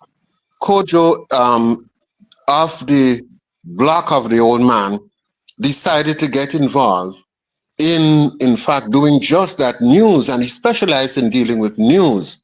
But subsequently got involved with sport and all other aspects of, in fact, broadcasting, and he became a total broadcaster. In fact, that after he left Grenada and went to North America, to New York, pushed him into the field of law, and he subsequently became a full-fledged American lawyer before he left us. So that's the history of his being able to be fluent in fact, the usage of the language pushed him into, in fact, the legal fraternity. And unfortunately, he left us very, very early. Okay. Well, yep. So, Paul, definitely, it's something we'll keep pushing. But you still need to tell us about the book. When that book will be available? When you will be? It doesn't necessarily have to be paper bag, they call it, but something. It could be digital because 10, 15 years from now, Paul, things will change a bit. People may not even want to have a hard copy of a book and thing like now. Everything is digital, so I can get it on my phone, the computer, send it to someone, blah blah blah, digital files more or less. But when we'll be able to as they'll say, dive into have more insights, as the AI will say, into Paul's media career in particular? When? Is it something you're working on? Is it something you're giving consideration? Is it something you putting things together? I mean, the The career basically is, I don't know that it's unique as such from my perspective. I guess very many people know it, and in fact, it's to me it's so antique, it's so yesterday, that the recognition of where we are today in this world of media. I mean, I'm glad I'm alive to see it from where we've come, and so I don't know that there's any relevance there. No, The you problem can't say is, that, Paul. You certainly cannot say that. I mean, Wibs was Winwood Islands Broadcasting Service was a different kettle of fish, basically, to what we have here now. In fact, it was admittedly the forerunner of what we call media. What I try to chronicle is when we moved from Wibs, Radio Grenada, ownership by the government, not on people, by the government and prime ministers of Grenada, when it moved from that into media owned by Grenadians. And that was when I started the history, sort of my history in radio, because the rest is, to me, not important, because it was just a matter of being part and parcel of the civil service. But when the media started, right, that was in the 1983 era, that's when sort of, the movement forward of the media and media development started to take place. And so I have a little bit of a chronicle on that you will get later on. But that's where I am. The yesterdays of the Wibs is just nostalgic nonsense. That's how I see it. All right, but we at some point we have to chronicle the post 1983 era of the media in Grenada. You think it's important to do that, right? Should it be the post 1983 or 74 or the 70s? I mean, I think it's 83 is which changed everything. It's changed everything. 74, it was still you're sitting at the newsroom and a phone call comes to you and he says, Mr. Roberts, you know who's here? I would like this news item to go out at 7:30 o'clock in the afternoon, please. Yes, sir, no problem. I get news straight from the gardens. So that's a different kettle of fish completely, where you just got to deal with it. Now, 1983 changed that.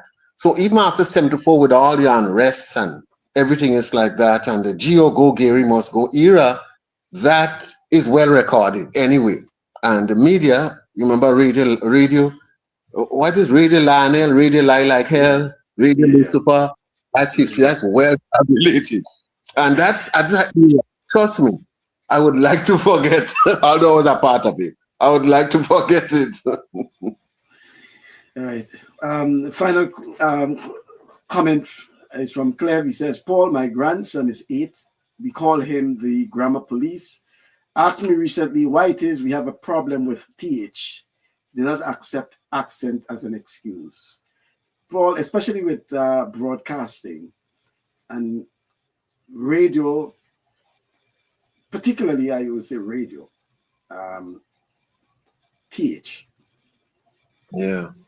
Well, the thing is, like I tell you, the things change, and it changed into an acceptable Caribbean language. I mean, even the one which really stood out to me, we were taught, put your tongue between your teeth, youngster, and pronounce the PhD. But then you had the Prime Minister of the country in 1979 say, we who are members of the March 13th movement, there it went out the door. So you understand, subsequently the TH became very unimportant, because once, and the change of thought came, once you are able to transmit the meaning that you intended to, and the meaning has been received appropriately, then there's been no structural terrorism of the English language or the Caribbean language as we speak it. And that's how everybody looks at it. So I accept that too. All right, thank you. It sounds difficult, but it's the reality of what's around us. Yeah. Thanks very much, Paul. Always a pleasure having you. Always a pleasure talking. And certainly, I hope it won't be another 5 years or so for us to reconnect on the program. because we have to keep talking about these things, and hopefully the next time you come onto the program is probably for us to celebrate some way or the other. We have achieved something in terms of the structure. I don't want to say the club structure, whatever form it is, but certainly we are pushing for the conversion of teams to clubs, right? We believe that it's in their best interest, and we have covered it, especially if the sponsorship, whatever it is like that, because as you said, we have X amount of sponsors. The pool in terms of money, I'm certain, is smaller now. And if every team decides to go to sometimes the same sponsor or probably the same 5 sponsors every year, and everybody wants the same thing. We want money to buy uniform, to buy boots, to buy balls, etc. We have a problem, right? Yeah. But if you can have a club, and a club with proper representation, and whatever structure you have, but proper representation and things like that, so where you can go and get sponsorship for your club. So your football team is outfitted, your netball team is outfitted, your cricket team is outfitted. And for sponsors themselves, they will feel proud of that. And as you said, Paul, and as you suggested, through probably some mandatory means, they may feel, that sponsoring a club and with the incentives of the tax rebates, etc., it's worth it. But So, you use the mandatory approach is you use the carrot and stick. I mean, you tell them, listen, this is what you will get if you do this. It's not dictatorialism per se. No, certainly, It's something where you say, hey, if you do that, and because most time you say, if you do that, they will ask, well, what I get in return, right? Precisely, so it's business. You can tell them, well, here is what you will get in return. Here is what we propose, and here is what we suggesting that you can get in return. And most time for businesses, the tax rebates in this day and age is a big thing for them. It's a lot. It's a lot. And by the way, I should mention here, Mike, that it is not really my idea. It's just crystallized because yesterday, and I say the yesterday meeting in the days of Roy St. John, he used this tool very adroitly when he was, in fact, the Minister of Sport. He says, hey, you have put X amount of money into sport. So he went to Eric Matthew Gary, who himself was, a decision maker. You would say dictator. I would say decision maker. He says, oh yeah, that's a good idea. Why not? If Mr. Toppin is putting that kind of money in sport, more people need to develop themselves. Yes, let him have his rebate. And that's what used to happen. Roy St. John single-handedly, and thank God we were able to really honor him, single-handedly did that for a lot of the business community at that point in time. So I wrapped that idea then and presented it to you today, and hopefully it might have come back on. Yeah. And the good thing about it, Mr. Roberts, now we have a government who seems like they're sports friendly. So it might be and I hope I'm using the term properly, but they're interested in sports for the young people, and for Grenada. So certainly, hopefully, somebody's always watching, and hopefully they might listen to to you on that point and bring it to the man who say yes, and something good might come from it. Yes, that's what will have the transformation, Bascom's transformation in sport. Mike, any comments? That's true. We talk about transformation, but we need it in sports as well, and I agree. I agree. But Mike, thanks so much for being a part and parcel of this program. I must say here that I've been kicking you in the behind for a long time because nobody else has been doing what you're doing. And oh my goodness, I was hoping that you would not disappear off into the horizon. And you're singularly doing it. And any help which I can give and make a contribution to the continuation of this sport program, weekly sport program, I'll do that. What you're doing is a tremendous job. No one else is doing it. And if you absent yourself, Well, all hell break loose in Sporting Grenada. Thanks so much for your contribution and thanks for inviting me. Thanks Thank you, very much. Mr. Always Roberts. a Thank you pleasure. very much. Always a That's our pleasure. form of transformation. Yes, thank you. Yeah. All right, thank you very much, Paul. All right. Take care, guys. Okay then. Yeah. So, folks, that's Mr. Paul Roberts. Yes, live from Grenada, right? And certainly, Rudy and I went back and looked at last time I think I did with Paul. It was, I don't know if it was the last time, but I knew it was a 3.5 hour. When I looked at it, I said, really? Yeah. And then I was listening to it again and I heard Paul say, Mike, I feel we just started, 3.5 hours, and you're saying that we just started. But no, always a pleasure. That is good. Chatting That is with good. Paul Roberts. Yeah. Paul has, Like I said, listen, these great legends have so much to give back, and they want to give back. They talk about a lot of stuff. Opportunity is not for them to do that or to speak, in a format like they want to speak freely. And certainly, this is a platform for them to speak freely. We are not asking to come and disrespect anybody or say anything that is off, but this is certainly a platform to speak freely and show it. That's what it is. And it came to speak freely. There was no disrespect.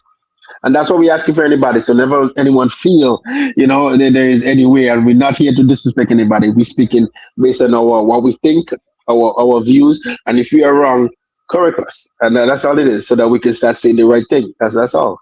We are not trying to do anything different, So, but let me add in something in, Michael. I know I missed it. One of the things that we talk about the past, the yesteryear and today. So many fields today, so many fields of lights, and part of it that is changing too. They want to play games late at night. In the early days, the same jobs, same 4 o'clock finishing work, it's the same thing. Game used to be at 4 o'clock.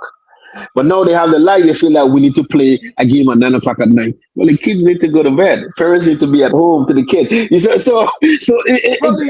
I get it, don't get me wrong. But the weekends is fine. But on weekday, you cannot have a game at 7, 8 o'clock at night. Kids got to go to school. So you some things you cannot take away, lights or not. Timing for games sort of have to stay the same way unless it's a weekend or so. You know what I mean? Oh, yeah, but remember, it's not only for kids. So it doesn't. It's not only for it's kids. Optional. Even if you have a game in a weekday, it's optional because they may have it's optional. That may be off the following day or have the time. Because listen, Rudian, when you look at it, if they put a party for a Tuesday, right, or Wednesday, sell out. It's still, no matter what, when you have work or school the next day, they are going. Priority is priority. So people set their mind based on what's important to them. To them, yeah. What is important to them? Yeah, certainly. True point. Yeah. I put it up a short while ago. Intercall, March 17th to the 19th, right? That's straight off. We have March 17th to the 19th, Intercall 12, and then we have the Carifta Games, April 4th to the 6th. Period, right? You have the time. That's set. Hopefully we'll get folks from both Intercall and hopefully from Carifta. Well, definitely the president of NACAC has made himself available. I just have to decide when set a schedule. When we want him on. But he says, "Hey, Mike, I'm at this." Oh yeah, he's always it. Always let me know, and I'll be there, and he'll be willing to talk to us. But I just say, I want him to be updated and get as much information as possible.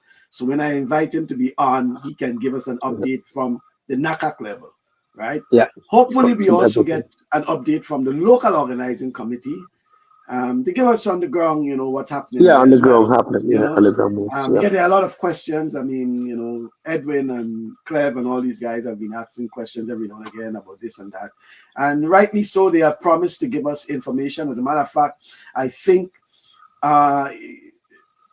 this week, based on the information we had received initially, let me just from Wednesday. It was Wednesday the 4th, the 14th, or the 15th. The 15th, there should have been an update on tickets. That's what was January 15th. January 15th. Tickets. So hopefully January Everything 15th is was, yeah, yesterday was the 16th, so the 15th was what, Thursday?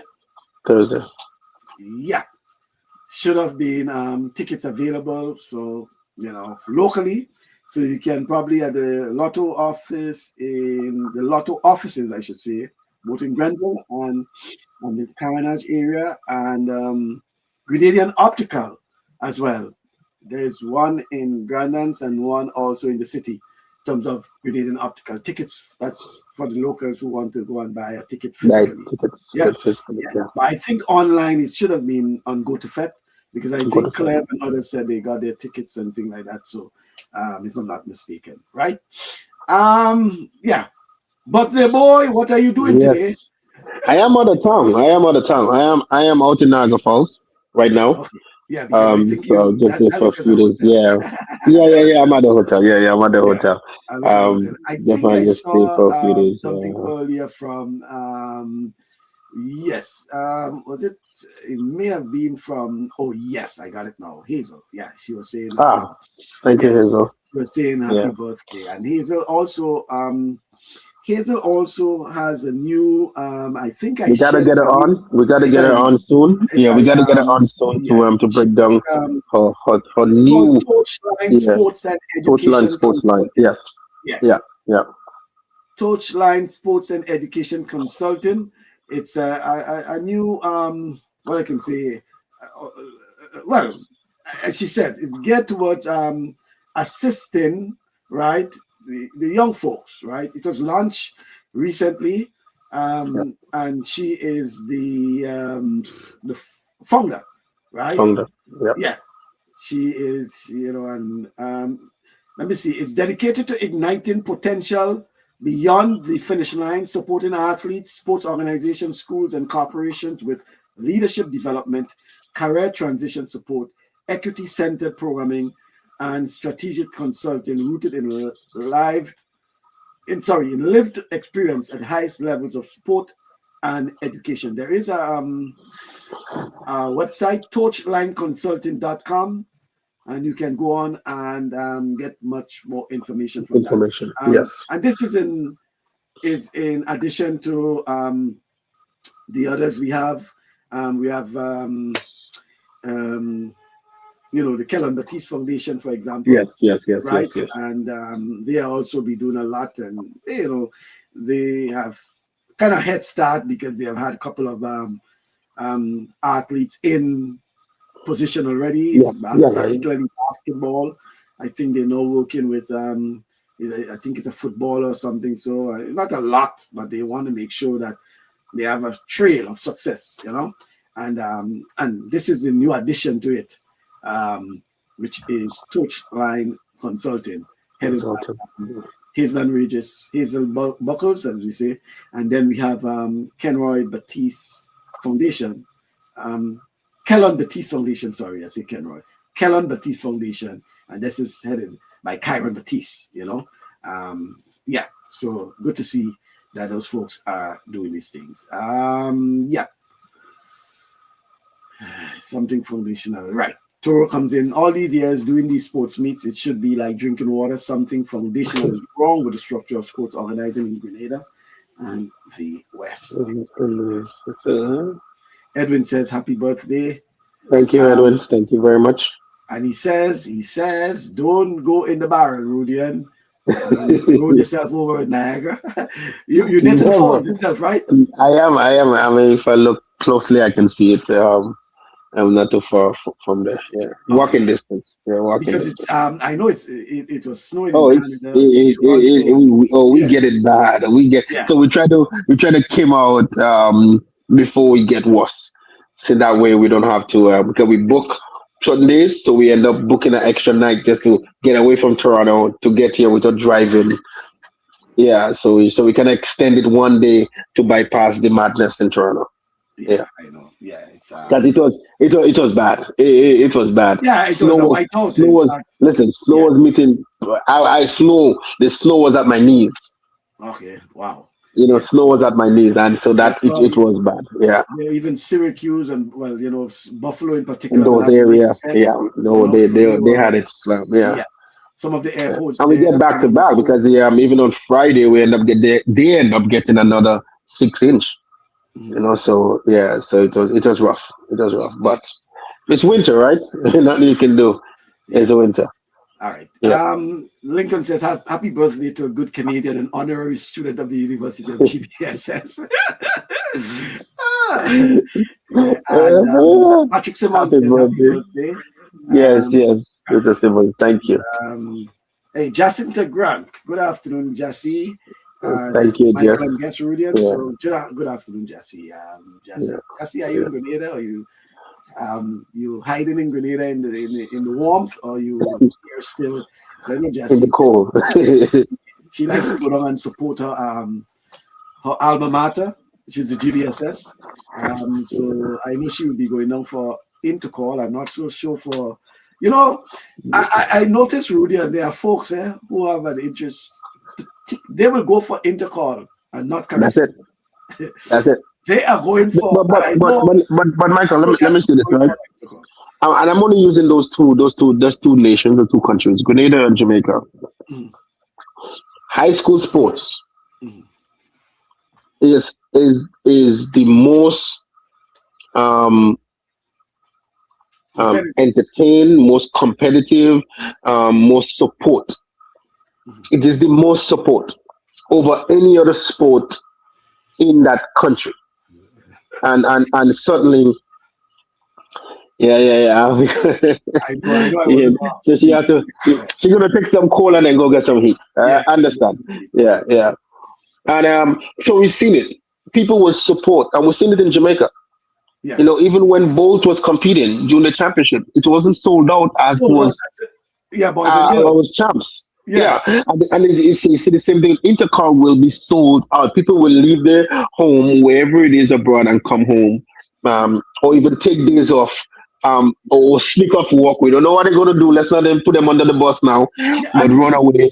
And it is just now compared to a few years ago, folks didn't really going home for intercall. It's a different. Even if it's streaming, it's available online. They want to be there. Yeah. So you have folks leaving. Jassy is already saying that she will be there, right? And I know Jassy is not the only one, right? There are lots of folks who, whether it's from the US, from Canada, they are going home for intercall. Yeah. Intercall for them is as how folks will be going home for Carnival or for Christmas, right? Yeah. And that's why, Michael, we talk about this, man, and for yet, I really hope, and there's some of the schools can tap into this thing we talk about, merchandising, man. They really because this they have to tap into this thing called merchandising that can help them or support them via to the intercall games or all the sports. They have to tap into this. It is so important. For example, I used the case of the GBSS at the Pen Relays last year, right? Yeah. And within a few weeks, the organizer himself, and I have to give him credit for that, Mr. Kent Simon, was able to get branding for the GBSS for Pen Relays. Yeah. The bags, the uniform, just about everything. So you get the support. If you're talking about that now, there's no reason why schools cannot start organizing. They can get it. Whether the merchandise is the key thing. Locally or contacting someone overseas. Contact someone out there. You have two brands. They're coming home for whatever. Let them bring it down or whatever it is. You can have merchandising, right? And there's so much. Listen, Michael, and that could even go for the students. You could have all kind of thing with your school name on it that you're selling $5, the way the this. Like there's so much things that can be done. Yeah. And that's what we say, man. They have to tap into this. This is the era. College sports do it. NCAA does it, and it's sold out. Let's not watch a football game where you see like big, and it's way more expensive. That every supporter have a jersey, a hat, a scarf. They have everything at a football game. Let's not talk about on Monday, NCAA championship in Miami. These two teams, the Indiana and Miami, the game is in Miami. Well, Miami's playing Miami, so hotels as booked sold out, out. all these sort of things, Sold Um, out. So yeah. So and we see the same thing in professional sports. yeah. Listen, the Blue Jays gain more fans and they sell more merchandise because people who never support them start supporting them because they get that far. Mhm. And the amount of merchandise they sold. And that's how we're tapping into this for those who can hear this. And we're not looking for outside people to do this. They have to have a relationship with the school. Don't just sit down there and start Oh, yeah, yeah. So, making a merchandise, right. then you get the credit and the school don't know. If you're going to use the school name to do something on the You behalf work of with the the school. school, Yeah, you work get with the permission from the school. And not only just calling the principal. Some of there are people deeper than that the founders and that you have to go to, not just going to the principal and asking it. well, Maybe the yeah, principal well, could the maybe principal is trickle down supposed and to, talk to. yeah, Yeah, you make contact yeah, with the principal, to the and then principal. from Yeah, there you make sure that the principal covers all the other areas. all the other areas. Yeah, Jassy is saying, well, my vacation was approved since last year. So, understandably so, that means that just as all people booking from since the year before for carnival and thing, she got a yeah, vacation for a approved long time. Yeah, long time. So it's long time. Yeah. not that you're stealing some time, but that was approved for intercall, That's it. and she probably get 3 weeks, so she might stay for character one time. You never know. Toro said, Bass, you and Rudy cannot leave the show today without calling for all World Cup football matches in the US to be moved to Canada. Wow. I agree with this. I That's a agree. big But one, a lot Toro. of it is a big one, and it's really hard to see a lot of teams. FIFA will have a big decision to make. Would more games come to Canada, Mexico, via to they have to structure the Yeah, way they do things? I don't know. there will be changes. Not at this stage. I know it's really hard, and hopefully it change. Hopefully, I mean, I don't. The issue is not to the players because most of these players and them really have a visa to come into the United States. I believe. I think the issue is to the supporters getting who don't have a visa, getting a visa to come in to the US. Canada is okay, but coming to the US, and I get the security part, Michael. You are there. That's your field. I understand the security aspect about it, but this is different. This is people truly coming in. I believe to support the country as we've seen everywhere else. And question is, do the USA um, in the future lose that opportunity to host another big world event like that in the future? Yeah. um, Grant say, Mike, please don't comment on that. You do not want the orange man at your door. That's why I allowed Rudy to comment. Yeah. I'm just saying, like, so I'm just saying that it's what it is. It's a security thing. But however, I'm just saying, are you putting yourself in a hot water for future big games like this to come to the United States? Yeah, That's all. Yeah. but then you have the LA Olympics in 2 years time. Yeah. So how do you, and tickets are already on sale, right? So how do you, when you look at it in terms of the World Cup, you have just a matter of a few months. In And terms what's of, so better? What's so I better? know people have been, asking for FIFA to intervene and to say this and to say that. But do you think logistically it's possible that FIFA can make any decision that can affect that? I mean, I don't think this is not 2 years from now or 3 years from now. You're talking about a It's few. right away. It's Yeah. right away. And with the World Cup, like I said, the Olympics in the summer, and like I said, he's still in power then. He'll still be in power then. The the election will be in November of that year. So certainly it's interesting, but Yeah. yeah, I guess people will have to buy big screen TVs. I guess so. It just may not be the sort of, Yeah. well, hopefully, and then In the country will be beneficial because those people can come will probably take the day of work and they might have a big screen somewhere, they might have something somewhere, and the country might benefit from the people staying and watching the game. It's not the same, but I guess Yeah, and some teams like to feel at home when they have the crowd. And it's tough that if your team here is here in Canada and they win and they get to move on, then you might get a Canadian visa, you may not get the US one. That still puts you in a situation because then the next game might be in the US. It puts you in another, situation. So yeah. Well, hopefully, yeah. Gordon says sports bars will make make a lot of money. They'll make money. Yeah, they'll make a lot of money.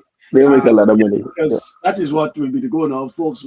And then when you look at it, people have been crying out in terms of the cost of tickets, right? So, that's another thing. I have. Well, you have gone to the Olympics. I've gone to 6 Olympic Games, and there are a lot of people who will go to these major championships, and not for once they will get into the stadium. Because I not for once. I know this teacher. I'm not personal, but I know this teacher that every 4 years he makes sure that he save and take the time off for World Cup wherever he play, where he's team or not, wherever it is at. He's going to the World Cup now. Is he going in the game? I don't know. I'm not there with him. Not all the time. He might be at a bar with the people in the country watching the game, having a good time, but he's there. People go to these major championships or sporting events for various reasons. For example, there are folks who go to the Olympics, and all they're going there to do is for pins. Yes. Pins. They collect pins. Yes, pin collectors. There in the Olympic Park, for example, spread out pins. all their pins from various countries over a period of time. I have a whole lot of those. I have a whole lot of those. Yeah, a lot of those collected from countries. Yeah, so they're collecting pins, and every year, countries they come with new pins, right? And sometimes you will see a pin. For example, you go there, and I saw a guy. He had only one, so I couldn't get it. The first pin that Grenada had from their first time in the Olympic Games, right? Oh wow! Right? But only one he had, So there's no way I can get that. You can get that one, I to make a trade, and that's what will happen. People will go there just to do that. People will go there to get photos with celebrities. Because the celebrities may be in the Olympic Park, they may be performing, they may be passing, all sorts of things. It's too expensive. And then most times they have the big screens. So hey, the experience in the Olympic Park is just as being inside of the stadium, except that the cost of a soda outside is probably cheaper than the soda inside. Certainly, so certainly. All these things that would work. But thank you very much, Rudy, and go enjoy. Thank you. I certainly will. I certainly will.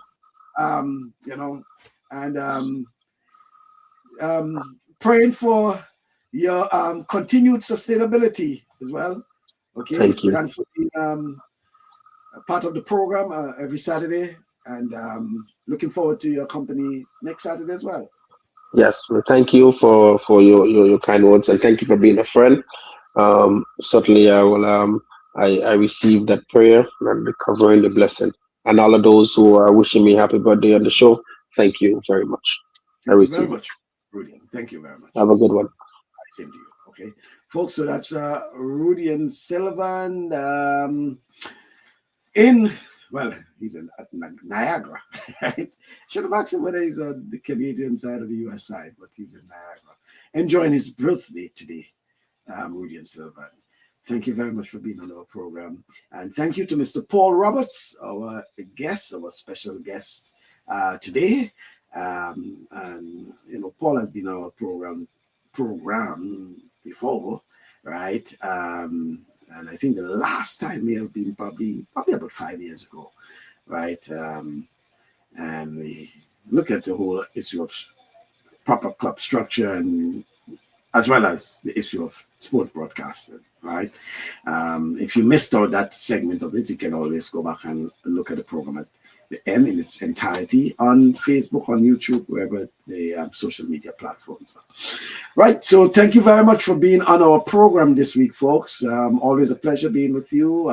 Whatever happening in your communities, please go to support Grenada. That's Spice Boys versus Reggae Boys on Sunday at the Kirani James Athletic Stadium. That's football, right? There's cricket. I know there's a lot of local cricket. There's the Prime Minister's Cup taking place in St. David, right?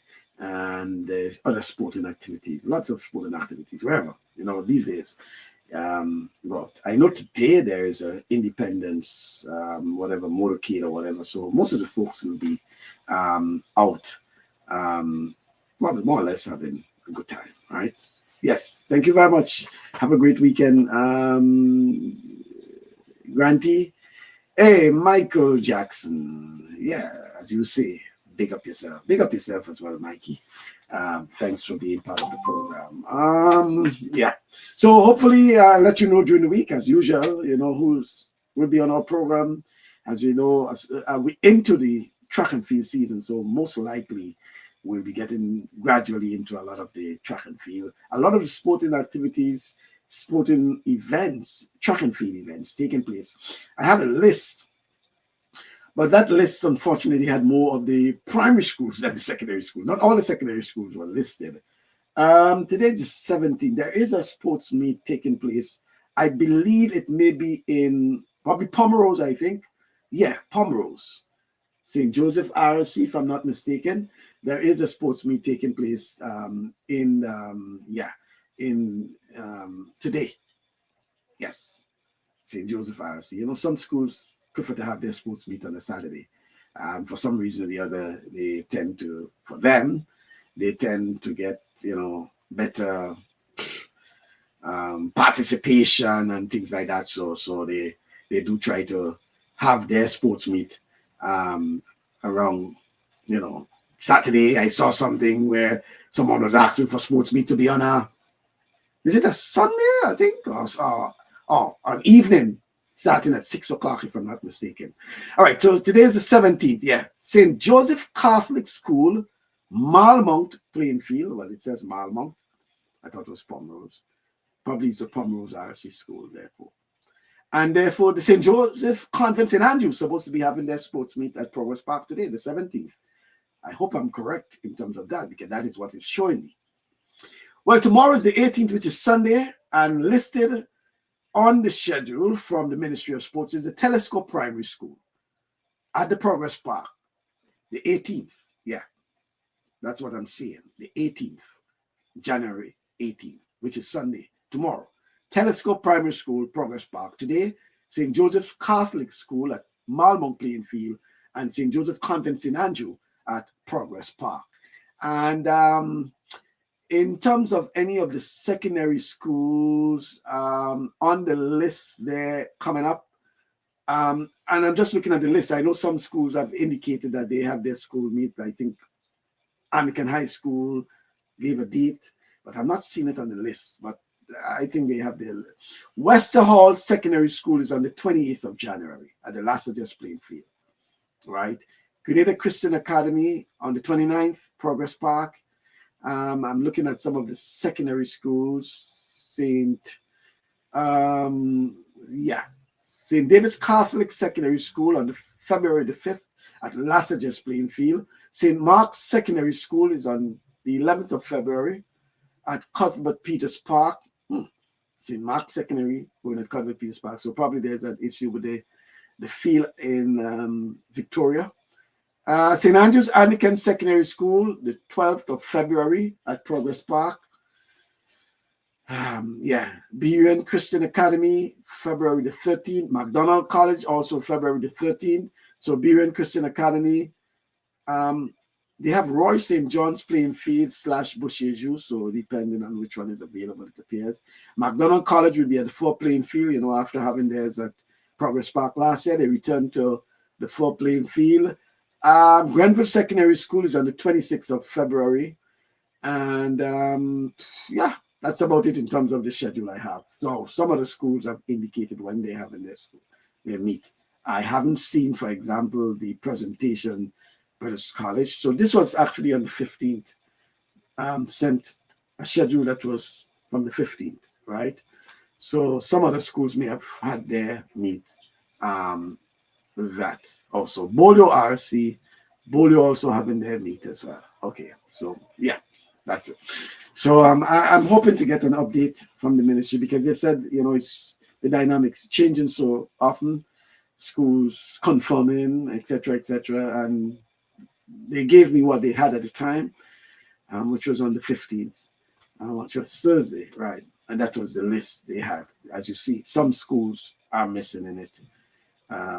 Others have had their meet already. In the case of the GBS, for example, they had theirs in December.